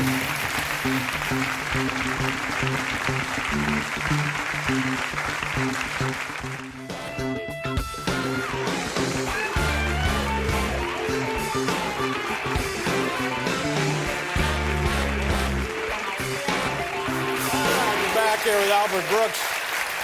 Why don't you, Michael Douglas was actually here a couple of weeks ago, and a very nice fellow. He hadn't been on the show in like 17 years, and he finally came back, and we had a great time. Did you enjoy? What happened? I said something the first time he was here, and it pissed him off. I found him sensitive, too. Yeah, but it turned out he was a very nice fellow. Did you enjoy his company in the film? I did, and you know, we're doing all the press together, and slowly we were like working up an act. It's like, you know, Laurel and Hardy. Right. I like it. And the In-Laws is a strict remake of the original In-Laws? No, it's not. Based on the original? It's an undisciplined remake of the. You know, I mean, it's still the story of these two fathers that are completely different. He's in the CIA. I'm a podiatrist. And then the rest of it is, you know, this movie. Yeah. But they both are funny. Yeah. And Finding Nemo, tell us about that. Well, you know, I have children. Yeah. I have a 4.5-year-old boy and a 3-year-old girl, and that's really why you work for scale in these cartoons. You know, no billing scale, but because your kids don't ever ask you, you know, what's Sharon Stone like? So I had to do something so my kids would respect me. Right. I said to my little boy, I'm on David Letterman. Right. And he says to me, I gotta go potty. I see. That's about right. There's no respect. That might happen to you anyway. It does. I hear that all the time, as a matter of fact. Yeah. Albert, we want to see a clip here of The In-Laws. Yes. Now, let's not confuse this. The In-Laws opens May 23rd. Yes, and the other then a week later, Finding later. Nemo opens May 31st. Right. We're going to take a look at a little bit of The In-Laws, which happens to be a very funny film. I enjoyed watching it. Oh, I'm glad. Yeah, all right, so tell us what we're going to see. Well, as I say, Michael Douglas is in the CIA and comes into my life and gets me involved unwittingly now in this this undercover operation. And I now know so much, he has to take me with him to France. My character doesn't fly. I don't want to be with him. He has slipped me something in the water and now is going to force me to go with him. I think that's what... Well, I like this because this is not the clip he showed. I'm happy Well, he showed the one with his dad. Who plays the older fish. The other right. fish, yeah. All right, here you go. The In-Laws, Albert Brooks. There you go. Albert Brooks. His mother is 93. 92. Now, I don't want to give away any of the In-Laws, but he does rape me. You'll see the movie. It's hysterical. Albert, it's great to see you again. Thank you very much for being here. Nice job. Thank you. Albert Brooks, everybody. We'll be right back with Jeffrey Ross.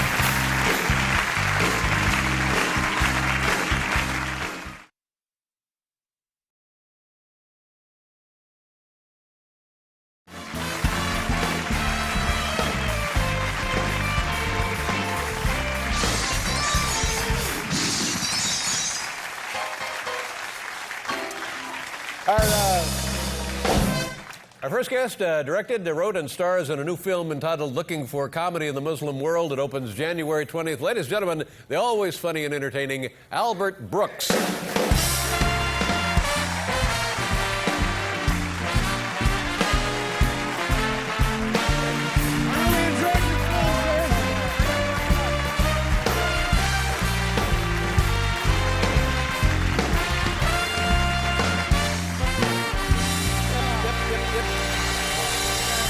Welcome back.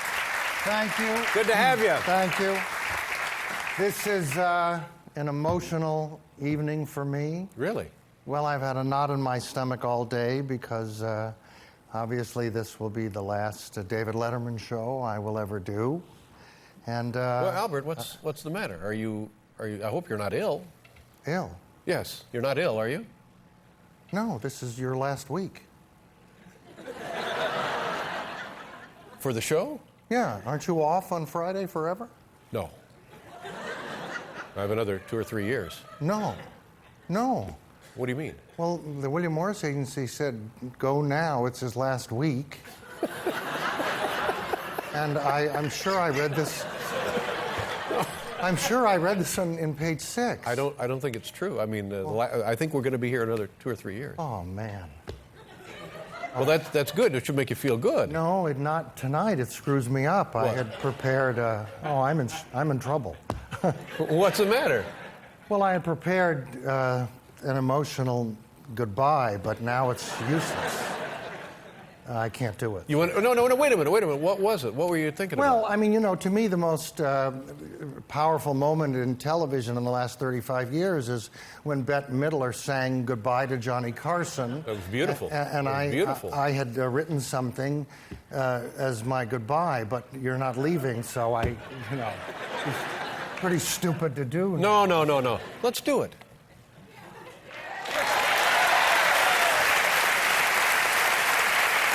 You know why? It may be appropriate because I have the feeling these people will probably never see me again. All right. Well, I mean, look, in order for it to work, I'm going to have to ask the audience here to imagine that this is his last week. Yeah. And maybe even that tonight's his last night. It'll make it even more powerful. Uh-huh. And you can imagine that, can't you? I'll probably tear up a little. All right. I don't know, David. It's going to be great, and I want to tell you something. I appreciate you thinking of me, even though it's a mistake. I'm just wondering how I get that kind of information. Yeah, I don't know. What? All right. Are you with the William Morris Agency? Yeah. I don't know. I can't help you with they that. might have a client they want in here. Now I'm just thinking. Okay. Oh, I see. All right. Yeah. So what I'd like to do is, may I hold your hand while I sing to you? Yeah. All right.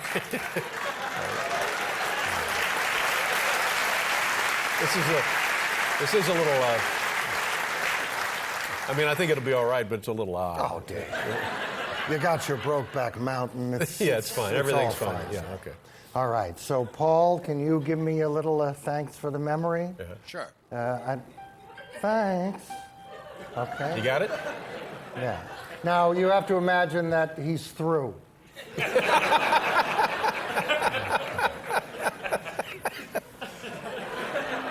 Thanks for the memory, the comedy you gave, a simple guy named Dave who made the humans do those tricks and animals behave.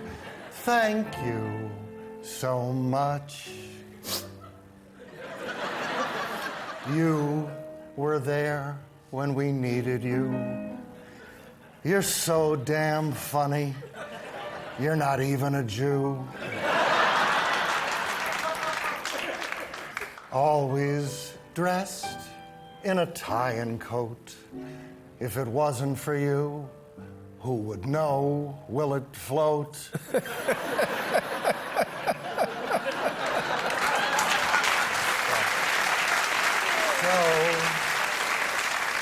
Thanks for the memory. The bits you did with your mom. Yeah. That deli guy who bombs. I never liked him, David. The top 10 list, Drew Barrymore's breasts. Farrah Fawcett gone wrong. Thank you so much. Oh. I'm going to miss it. Thank you, Albert.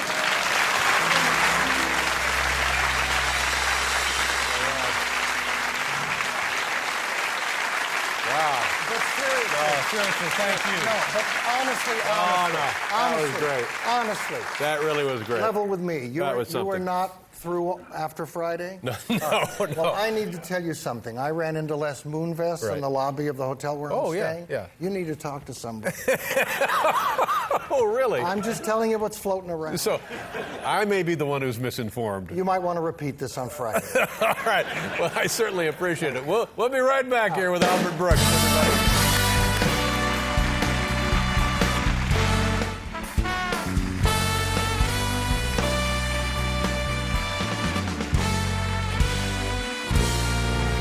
Albert Brooks, Kristen Cavallari. Happy New Year, Albert. How is your family?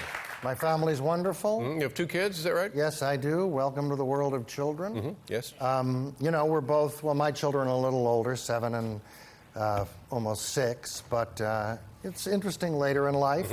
I printed out something that I got from the internet for you, which are high schools in your area with ramps. Just, you know, just make it easier if they're in a play. Yeah, that's or right. something. Easier to get in and get out. Sure. Yeah, You know, appreciate you thinking of it. Do you? Now it's interesting because when I first, when my son was born, everybody said, "Oh, it gets better. It gets better." And I thought this is probably true, but I would guess that you reach a point of diminishing returns. Now, by the way, tell him that. It'll beef up his self-esteem. But at 6 and 7, do you still find them endlessly entertaining? Oh, it gets way better than 2. Would you 2? No. 6, 7, you start to have conversations. Right. You know, you do stuff together. Teach them about comedy. You know, but I don't know your son. Maybe it won't get better. You know, I hope it does. I hope so as well. Yeah. But now let's talk about the motion picture. This is the perfect time for this kind of film, and I think kind of a surprise that it would be the basis for comedy, right? Yes. Well, you know, after 9/11, I mean, just to talk seriously for 30 seconds, you know, they convinced me that the world's changed forever, and after a couple of years of sitting home and getting scared, I sort of wanted to see if I could make a comedy that deals at all with this subject. So looking for comedy in the Muslim world is about going to India and Pakistan. The government sends me there to see what makes people laugh, to try to foster better relations, you know, between the world. And the movie was actually shot in India and Pakistan? Yes, it was. Yeah. How long did you spend over there? About 2.5 months. Wow. What was that experience? Well, you know, India's a great place because it's one of the last places in the world that's still like Americans. You know, they have problems with the British, but they don't mind us. You know, so normally when you travel, I carry a T-shirt that says I'm Canadian, but I didn't have to wear it over there. So it was great. You know, I mean, initially I had to go over there to get permission, and that's sort of a surreal thing because you're sitting down with a minister of culture and you're describing the movie, and without giving too much away in the movie, sort of a conflict develops between India and Pakistan, and I didn't, you know, which I'm sort of cause, and I didn't know how they'd feel about that. They didn't mind that. They said that part's okay. I said, well, you know, what don't you like? And they gave me an example. They said, well, for example, Steven Spielberg wanted to shoot Raiders of the Lost Ark there, but they didn't allow it because of the scene where they ate monkey brains. So that they don't like that. Yeah. So I had a monkey brain, just cut it right out of the movie. You know, I ate a rabbit, nobody had any problems. You know. All part of master diplomacy. That's what you do. And when you were over there, now I know you actually one scene takes place at the Taj Mahal. That's right. And I'm thinking, wow, I don't know the significance of it necessarily, but were you have any trouble getting permission to shoot places like that? Everything takes a time. Yeah. You know. The Taj Mahal is not like an 800 number. When would you like to shoot? Come Wednesday. No, they didn't. You know, here's what India and Pakistan. You know, they will. To get permission, you go through like 100 levels. You first get from the government, then you get from the area of the country that the locations are in, then you get from the locations themselves. Right. The Taj Mahal is the hardest of all. I would think so. So when you finally get permission, you get no ability like you do in the United States to control the crowds. So, you know, we shot there for 2 days like 70 takes to get 2 good ones where 1,000 people weren't following us, staring into the camera. You know, we actually, when we were there was part of the Indian Army was just off duty visiting, so we sort of, you know, paid them, gave them some, whatever we gave them, and they formed like this great daisy chain and ran ahead of the camera, just shoving tourists into the grass. It was great. I hope we didn't injure anybody. Now, but the beautiful thing about India, you know, they don't sue you. And your time in Pakistan, what was that? Did you ever feel nervous or concerned for your welfare? Yes, well, you know, in the movie, you know, we sort of have to get into Pakistan in a, I don't want to say illegal way, but, you know, you have to see the movie. But, yes, you know, you get nervous. It's nerve-wracking. I'll tell you what was really an interesting experience. We had the world premiere of this movie 3 weeks ago at the Dubai International Film Festival. So, you know, there hasn't really been an American motion picture comedy about this subject. And certainly, you know, Dubai is like, friends of mine said, how should I put it? What are you, insane? You know? But it was great. They just loved the movie, and my wife and I had to sit with one of the ruling sheiks and these 14 gentlemen in traditional Arab robes and up in the balcony. And, you know, I have some references in the movie, some to myself being Jewish, and, you know, I'm leaning over saying, oh, the next one's coming in 2 minutes. You know, but he was laughing away, poking his friend, you know. It was good. At the end, he actually said he thought this could help, you know, bridge cultural differences. Wouldn't that be a lovely thing? Right. And then, absolutely and then I was thing. put in prison for 2.5 days. All right. When we come back, we'll take a look at looking for comedy in the Muslim world.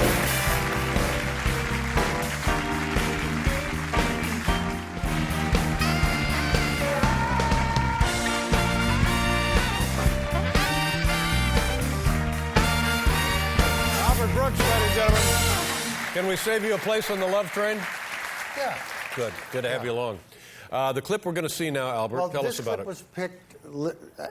You're the only show I'm going to show this clip on. I know exactly. And when I saw this in the movie, I was happily flattered. Well, there you go. Happily flattered. What we do, one of the ways I try to find out what makes people laugh is, you know, I have to sort of come up to people in the street and in buildings and everything. Right. So this gentleman was the concierge at the hotel in India, and I asked him what makes him laugh, and I thought your audience would be interested in this answer. Looking for Comedy in the Muslim World opens January 20th. Albert Brooks. Chicken can answer the phone. To be 100% honest, in the movie, I say it's not mine, but everywhere else in India, I took credit for it. That's right. You can use it wherever you want to go. It's fine with me. Right. It was very exciting. And, you know, you think about it, you just really started there asking people on the street, what makes you laugh, what makes you laugh? And I know that it was just the premise of the movie, but oh, my God, how really would a person go about finding out what makes a culture of humans laugh? Well, you know, of course, it's not, just so your audience understands, it's a comedy. It's not a documentary. Right. But I have no idea. Because, you know, somebody asked me that. I said, I've been doing this 30 years in America. I don't know what makes Americans laugh. I thought I knew yesterday. I was totally wrong. Yeah, as long as you know what makes you laugh, then there you go. That's all, right. That's really all you need. A couple of nights where I'm not even sure of that. Yeah. I'm glad things are going well for you. Thank you. Always a pleasure, Albert. Thank you for the Always kind a pleasure. words. Thank you for the song. I could live It means here. a great deal to me. Well, the movie opens January 20th. Looking for Comedy in the Muslim World. Albert Brooks, ladies and gentlemen. There you are, sir. Thank you very much. Nice job. We'll be right back with Kristen Cavallari.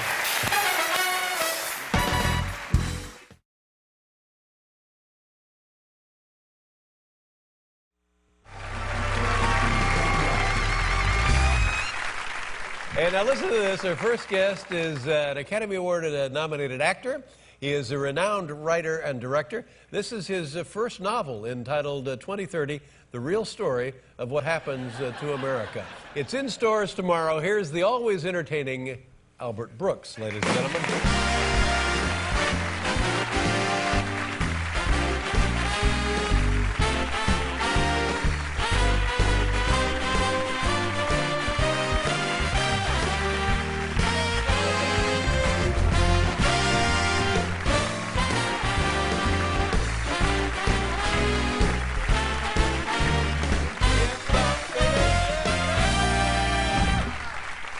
Albert, let me just take a second to talk about the book. You can get it in stores tomorrow.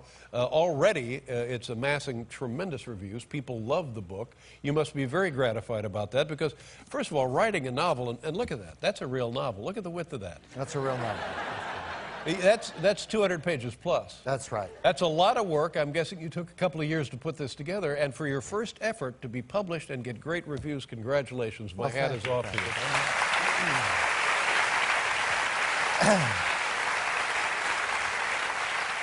Thank you very much for being here. We love having you on the show. David, you know, listen, as you know, I don't come here just to plug.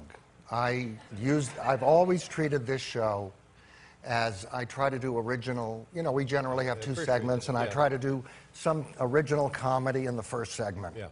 And so I have some good news and bad news. But, you know, I knew I was doing this show for the last 7 weeks, and I was preparing something. And I thought what I'd do, because, you know, there's a lot of young people in the audience, I've got 40 years of these kind of appearances with Carson and everything. And, you know, and I thought I would go into my catalog and pick out something... Classic. Yeah. Okay. And I was excited. And, you know, I had even forgotten a lot of the stuff. Sure. Brilliant stuff. So, 6 weeks ago, David, I get a call from my lawyer, and he says to me, the third biggest comedian in China, a gentleman named Ho Chow, is offering to buy up my entire catalog. Wow. Everything. That's unheard of, isn't it? It's unheard of. I mean, let me tell you something. You know, I don't know if you've had this experience before. I've had this lawyer for 20 years. I was insulted. I said, you know, you don't know me. I mean, that's insulting. I said, you don't know me by now? Yeah. I said, that's my legacy. Right. How dare you? I said, you know, what am I going to leave my kids? I said, what do they want, a car? I said, you know, I hung up on him. And I was thinking about, you know, do I get another lawyer? Because, you know, for someone that works with you to not know you. He called back, he apologized. He told me the number. And I said, you know, screw the kids.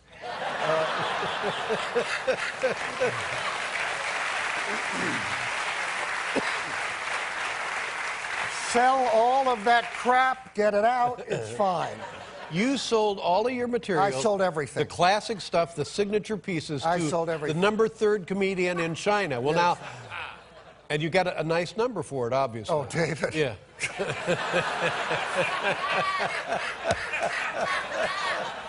But, now wait, here's the thing. So I'm not allowed to do anything. Right. And, you know... But let me ask you a question. Yeah. What if it had been, this was the number 3. Yeah. What if it had been the number 1 comic in China? I wish I'd gotten that offer. Yeah. You know, once I decided to sell out, now I really, you know, I said the same thing. It was too late. Yeah. I made the deal, and then I said, what about the number 1 guy? Yeah. But anyway, here's the thing. So I have to be careful. I'm not allowed to do anything from the past. I don't think this show doesn't go to China, does it? No, I don't think so. Okay. But, you know, they got YouTube and everything, yeah. so I have to be careful, and I really can't. I have to measure how funny I am tonight. I see. It's not a joke. If I'm too funny, I go into litigation. So. But, David, there were 3 things he didn't buy. What do you have there? Well, one, I thought he was crazy. I thought it was good. Let me see. What's the one thing you don't want to hear after giving oral sex to Willie Nelson? Oh, I think I know this joke. I'm not Willie Nelson. I'm not Willie Nelson. Right. Yeah.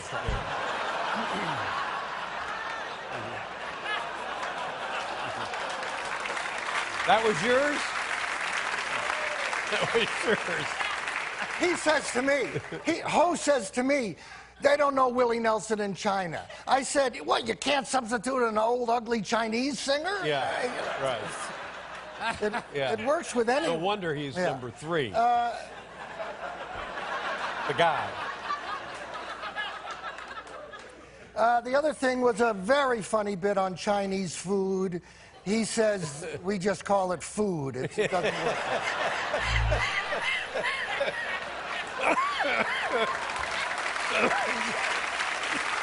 And so that wouldn't work. yeah. Yeah. The third one was a racist Asian joke, so that one was... Yeah, no dice there either. But, you know, listen, I wish him the best of luck. Yeah. Any chance of becoming to the States? No, I went to Macau where he was performing. Uh-huh. He's looking like me. Really? Yeah, he's got some weird Brillo wig. He's got a thing. He's talking. You know, this is not part of the deal I made with him. Well, that's interesting. So, you know, I'll work this out. Now, listen, you, like many other folks, have stepped into the next generation of communication. You're a Twitter master. I joined Twitter about 3 weeks ago to help with the book, at Albert Brooks. Yeah. I think it might be the death of all creativity.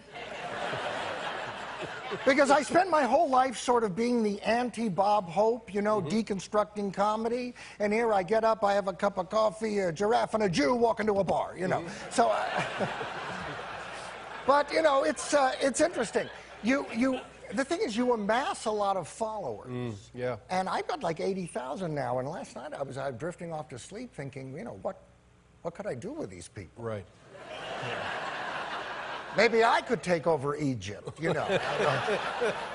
I don't know how loyal they are. But I have some exciting news. Now, this isn't published yet. But Harvard Medical School is in early studies. I just heard this morning. The people that follow me on Twitter are not getting any diseases. You know what that means? Well, and I'm having the same experience with people reading the book. So, oh my God, it's a miracle. I got the sweetest letter, David, from a 6-year-old boy yesterday who says, you know, I follow you on Twitter. I don't have polio, and I don't expect to get it. Oh, Albert. Albert, God bless you. It breaks your heart, doesn't it? Yeah, it does. Okay, well, enough said there. We'll be right back with Albert Brooks, everybody.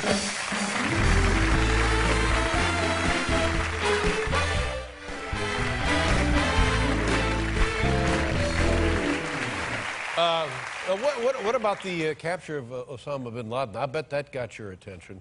Well, I'll tell you what bothers me about that is that this story keeps changing. Yes. I like the first story where the women were firing guns and he threw a baby and, you know, and everything. And then 2 days later, no one's in the house and he's sleeping with a sign that says, I surrender. You know? I mean, you know, it makes us sound right. Now, this morning I heard that he offered up his own eye. Really? Yeah. Just save me. Strange, isn't it? No, but we need a new villain now, don't we? America needs a new villain. Yeah. Well, yeah, don't say that too loudly. I mean, we'll have plenty of trouble soon enough. That's the way things go. I thought Donald Trump could take over. Come on! Pick a fight with me, Donald Trump was going to be on our show, and then he was supposed to be on the show this week or next week, I think, and then he canceled because I, like so many other people, suggested that his remarks about the president seemed like they could be interpreted as racist. Oh, he's an idiot.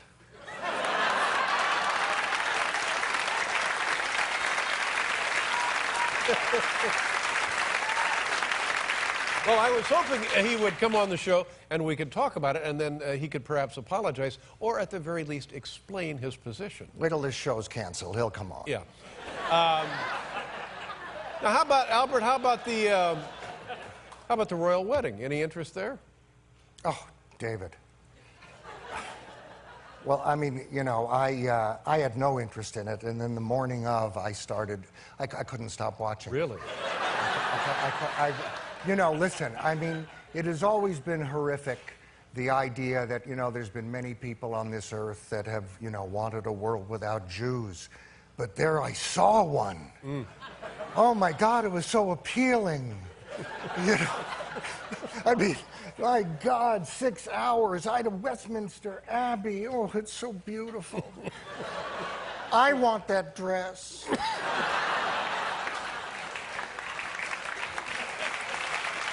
Powerful. By the way, That was another story. It might be apocryphal, but that was bin Laden's very last words. Did you see that dress? Oh, I didn't know that. Let's talk about the book, Albert. 2030. Yeah.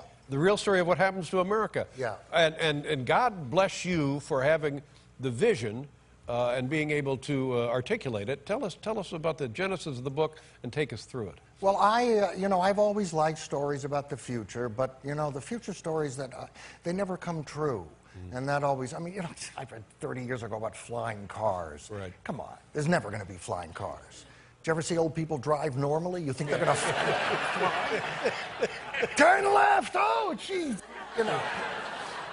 And, even the Concorde we don't have anymore. We're flying slower now than we did 20 years ago. So I wanted to write something that I thought could really happen. It's great. I wish I had thought of it. Janet Maslin, who was very nice in her review, coined something about the book. She said it's escapism for people with no escape. And I think that's sort of what it is. I tried to be real about what I really thought was going to happen, but, there's aspects that are futuristic, but I try to blend them into something that you could believe. Now, give us an idea of your writing process. Do you get up every day and write a full page, a half a page, a full chapter? Do you rewrite it and rewrite it and rewrite it till it's perfect? What do you do? Okay, it's funny. The book I did differently than my screenplays. I would always dictate and have someone transcribe it. And then when the last movie did badly, I couldn't afford that person anymore. So. So I typed this on a keyboard, on a computer, and I started in Starbucks. And boy, do you feel like a loser writing in Starbucks. Everyone's looking at me going, look, a real writer. I had to get out of there, people there who said just, you don't want to write there if you're writing something. I always thought a coffee table book of all the crap written in Starbucks would be a nice thing. Yeah, sure. Right. But, so I got an office, and I worked every day about 14 months. I worked 4 hours a day. It's hard. It's very difficult. Well, you just got to, you can't stop. It's like building a house. So I did many drafts, and do you have this experience where you send one off and it's supposed to be the final, and it comes back and you think, oh no, that should be a the instead of an and? Does that ever plague you? That's a long process. All of the modern day proofreading is done in India anyway, so you really. Yeah, well, there you go. Now, Albert, this has nothing to do with anything, but every now and then, again, I'll see a film on one of the cable outlets called Defending Your Life. Yes. And it's you and it's Meryl Streep. And every time I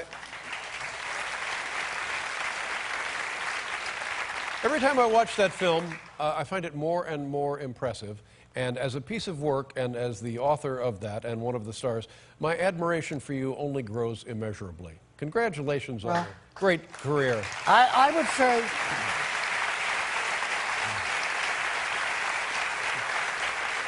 I would say seriously, if you like that, the book is closest to that in that it's the imagination. Right, and it has some effect on disease too, as you mentioned earlier. Well, no. But seriously, I don't have to give away. In the future, cancer is cured. That is sort of in the reviews. So.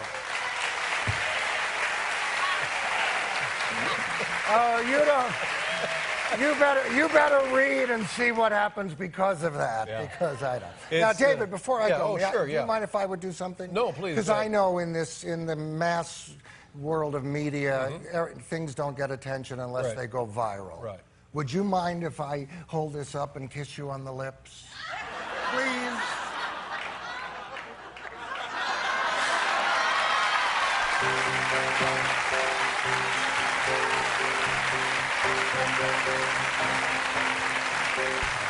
I have a cold. Oh. We'll be right back with Kristen Wiig, everybody.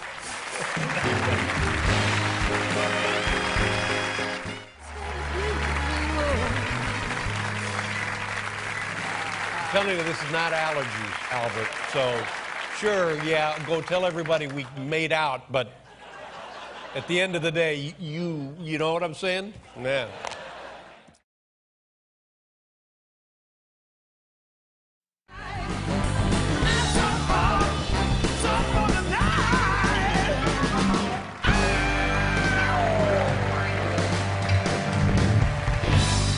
Thank you very much, Paul. Yes, David. Our friend Paul.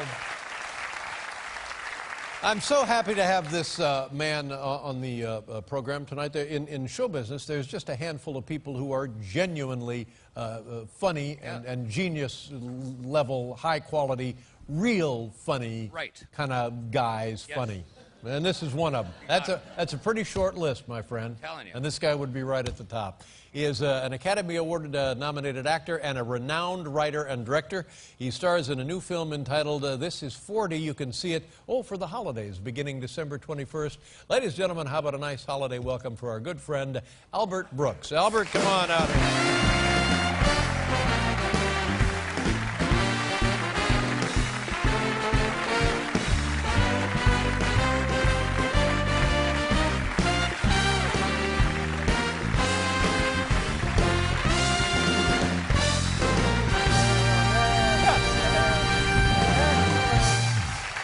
Mr. Brooks. What excellent to see you. Nice to see you. Always a treat to have you here. How have you been, my friend? Good. Let me start by congratulating you again on the Kennedy Center. That's very generous of you. Thank you very much.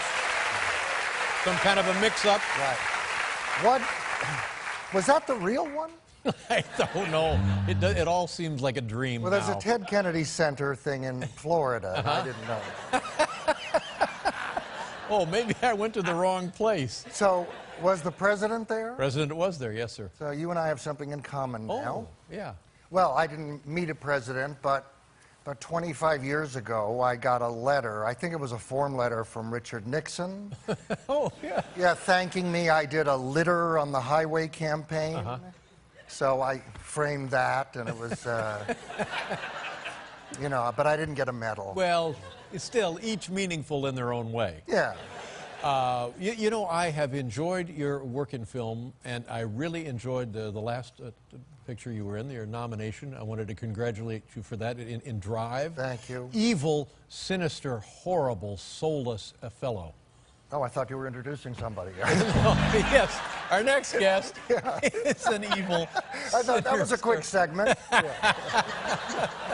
And now you're in the movie This Is 40, and you're playing kind of a version maybe of you. Or, oh no, it's not a version of me. No, I'm Paul Rudd's father. Yeah, nothing. That's. But the family is. The bad guy was closer to me. Oh, is that right? Yeah. But David, listen, I can't continue right now because. What's the matter? Okay, jeez, I am racked with guilt. I feel so bad, and this. Let me explain.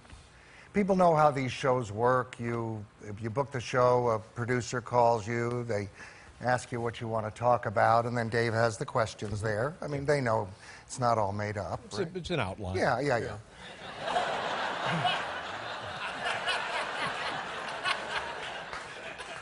So anyway, your producer called me 2 weeks ago, and at this time, I'm working on a second novel. I've been in a dark room. I have nothing. I don't go outside of the room. And I couldn't say that because, I'm coming to New York. You're supposed to have funny stories. Well, yeah. So I made up a couple of stories, and I forgot all about it. And then I got here to New York, and the last 2 nights I haven't slept. Because I'm guilty, and my wife, I said, I think I just got to tell him that it's a lie, and she said, don't be stupid. People don't know when Alec Baldwin comes on if he's lying. What do you care? Yeah. Well, that's right. That's right, but that's not who I am. So so it's all made up. You've just called attention to something that's not a problem. Well, I couldn't sleep. So you're concerned that what you're about to tell me by way of these humorous anecdotes is all a lie. It's all a lie, but I feel better because I at least was honest enough to tell you. Well, I admire that. Okay. I really do. All right. But now, going forward, how can I help this? I wanted to. Let's talk about it anyway. It's all I got. So we just go on with the sheet? Yeah. All right. Okay.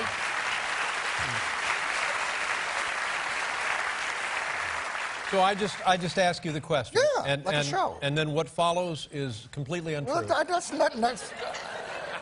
Doesn't make any difference, No, just ask me the question. Okay. Albert, I understand you just purchased a gun. Yes, yes. This is a crazy story.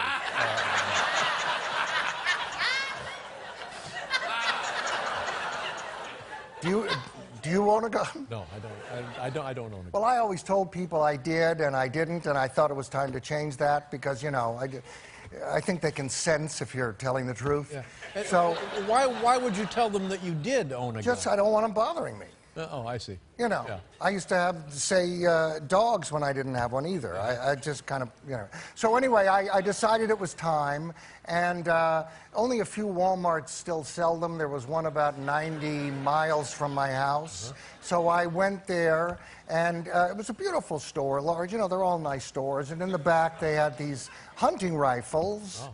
And, you know, you feel them just to see how it feels in the shoulder and everything. This is the last place in the world you would think they'd be loaded. Yeah. So the hunting rifles at Walmart actually had live ammunition in them. In this one it did, yeah. Wow. And so I'm aiming, and I shot a guy. Shot a guy. Yeah, I would say about 200 yards away, he was in the sock aisle. And it was a good gun. I mean, it was straight, boom, you know. Got a guy in the sock aisle. Yeah, and I was panicked, David. Yeah. I mean, you know, it went right through his shoulder, and I ran over there, and thank God, you know, there were socks. I could put stuff in his arm. Yeah. And he was losing consciousness. Ooh. But thank God, you know how things work out. He was a fan. Oh, that's nice. Right. And I think the last thing he said before he passed out, you know, he said, "I loved you in Drive. You got robbed at the Oscars." I thought that's nice. That was so nice. Yeah. And then I got out of there because Sure. I didn't Yeah, want to you gotta know. You I gotta hit paid the for the sock. Yeah. Oh, that was a nice thing to do. Yeah. Wow. That was great. By the way, you mentioned Alec Baldwin earlier. That's funnier than anything Alec Baldwin has ever come up with. Yeah. That, at least that. Yeah. No. All right, now, I understand you have another phony story? Just ask me the question. Oh, okay, I'm sorry. Well, I understand you're just back from the Amazon. Yes, yes.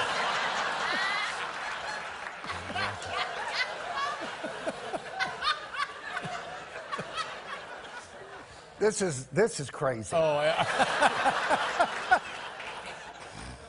So I don't know about you, I'm a nature show lover. Oh. So one night, I'm watching these nature shows, and I'm watching the thing of the anaconda, which is like, you know, there's 25, you know, it's just gigantic snake, and I couldn't stop thinking about it. And I'm a spur-of-the-moment guy, and I woke up in the morning, and I said to my wife, let's go see that big snake. And now, I've never met your wife, but is this the kind of thing she's come to expect from you? Yes, and she said, not now, later, you know. I see. I've got a headache. Oh, you know. oh well, But that's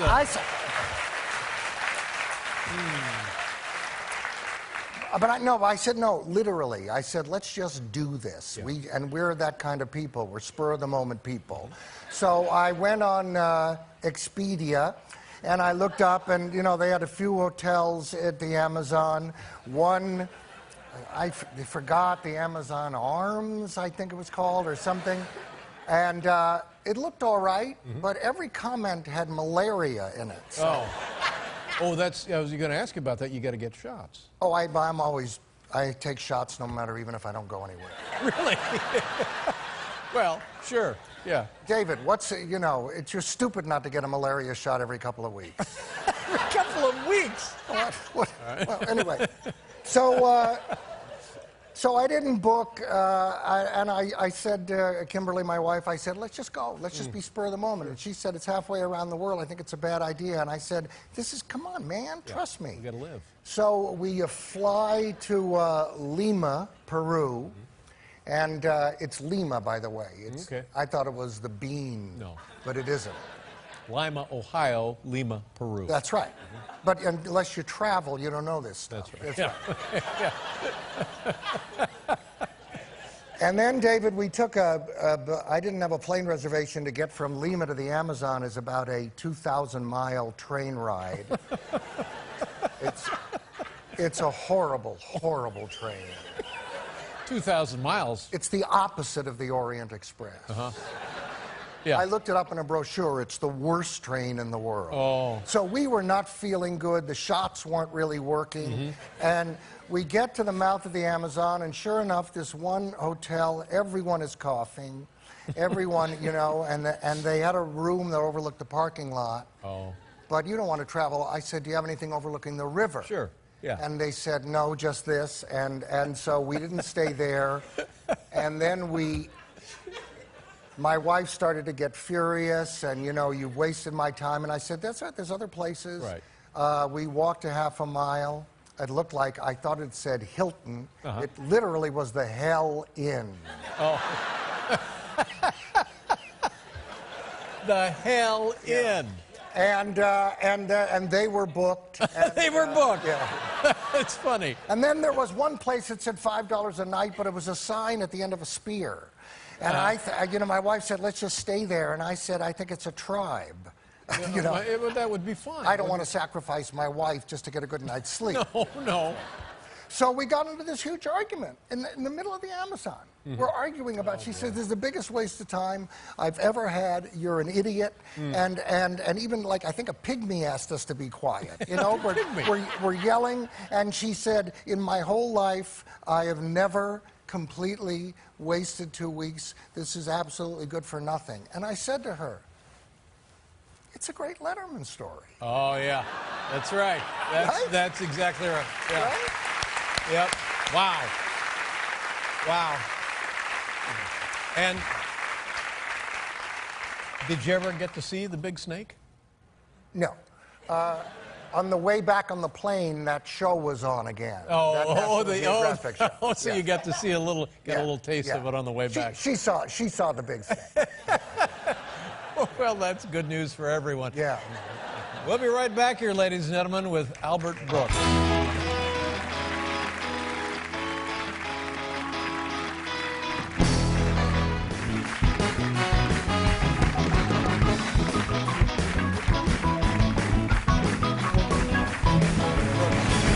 Albert Brooks, this is the guy. You have two kids, like 12 and 14, something like that? Yeah. How are they doing? 14, excellent. Boy and a girl, 2 girls. What do you have? Let me think.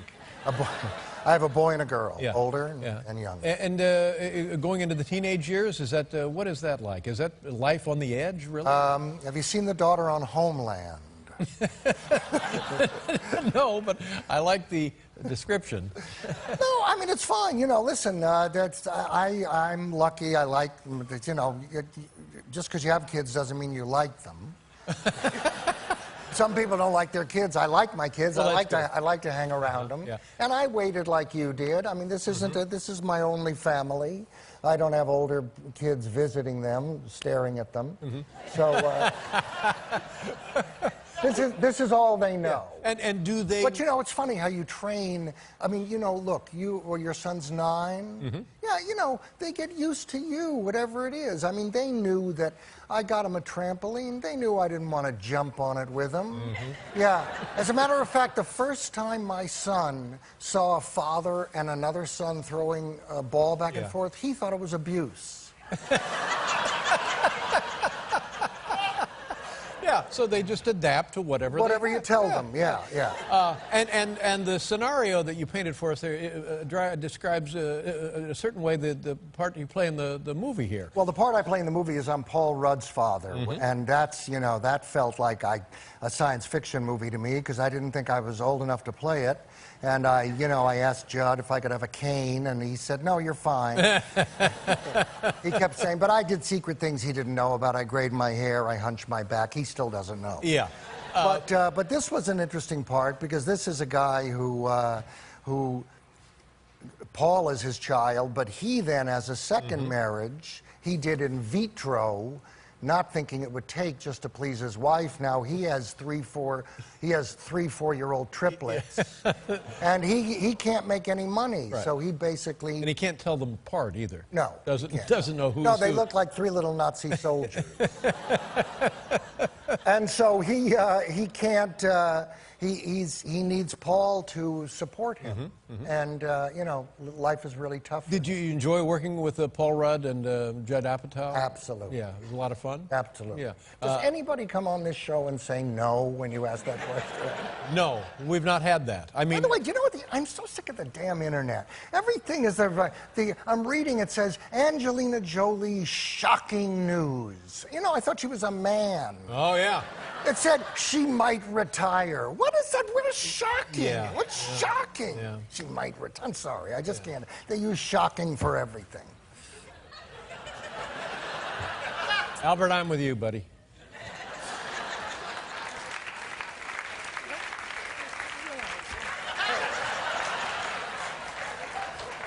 Why, when I was a kid, shocking meant.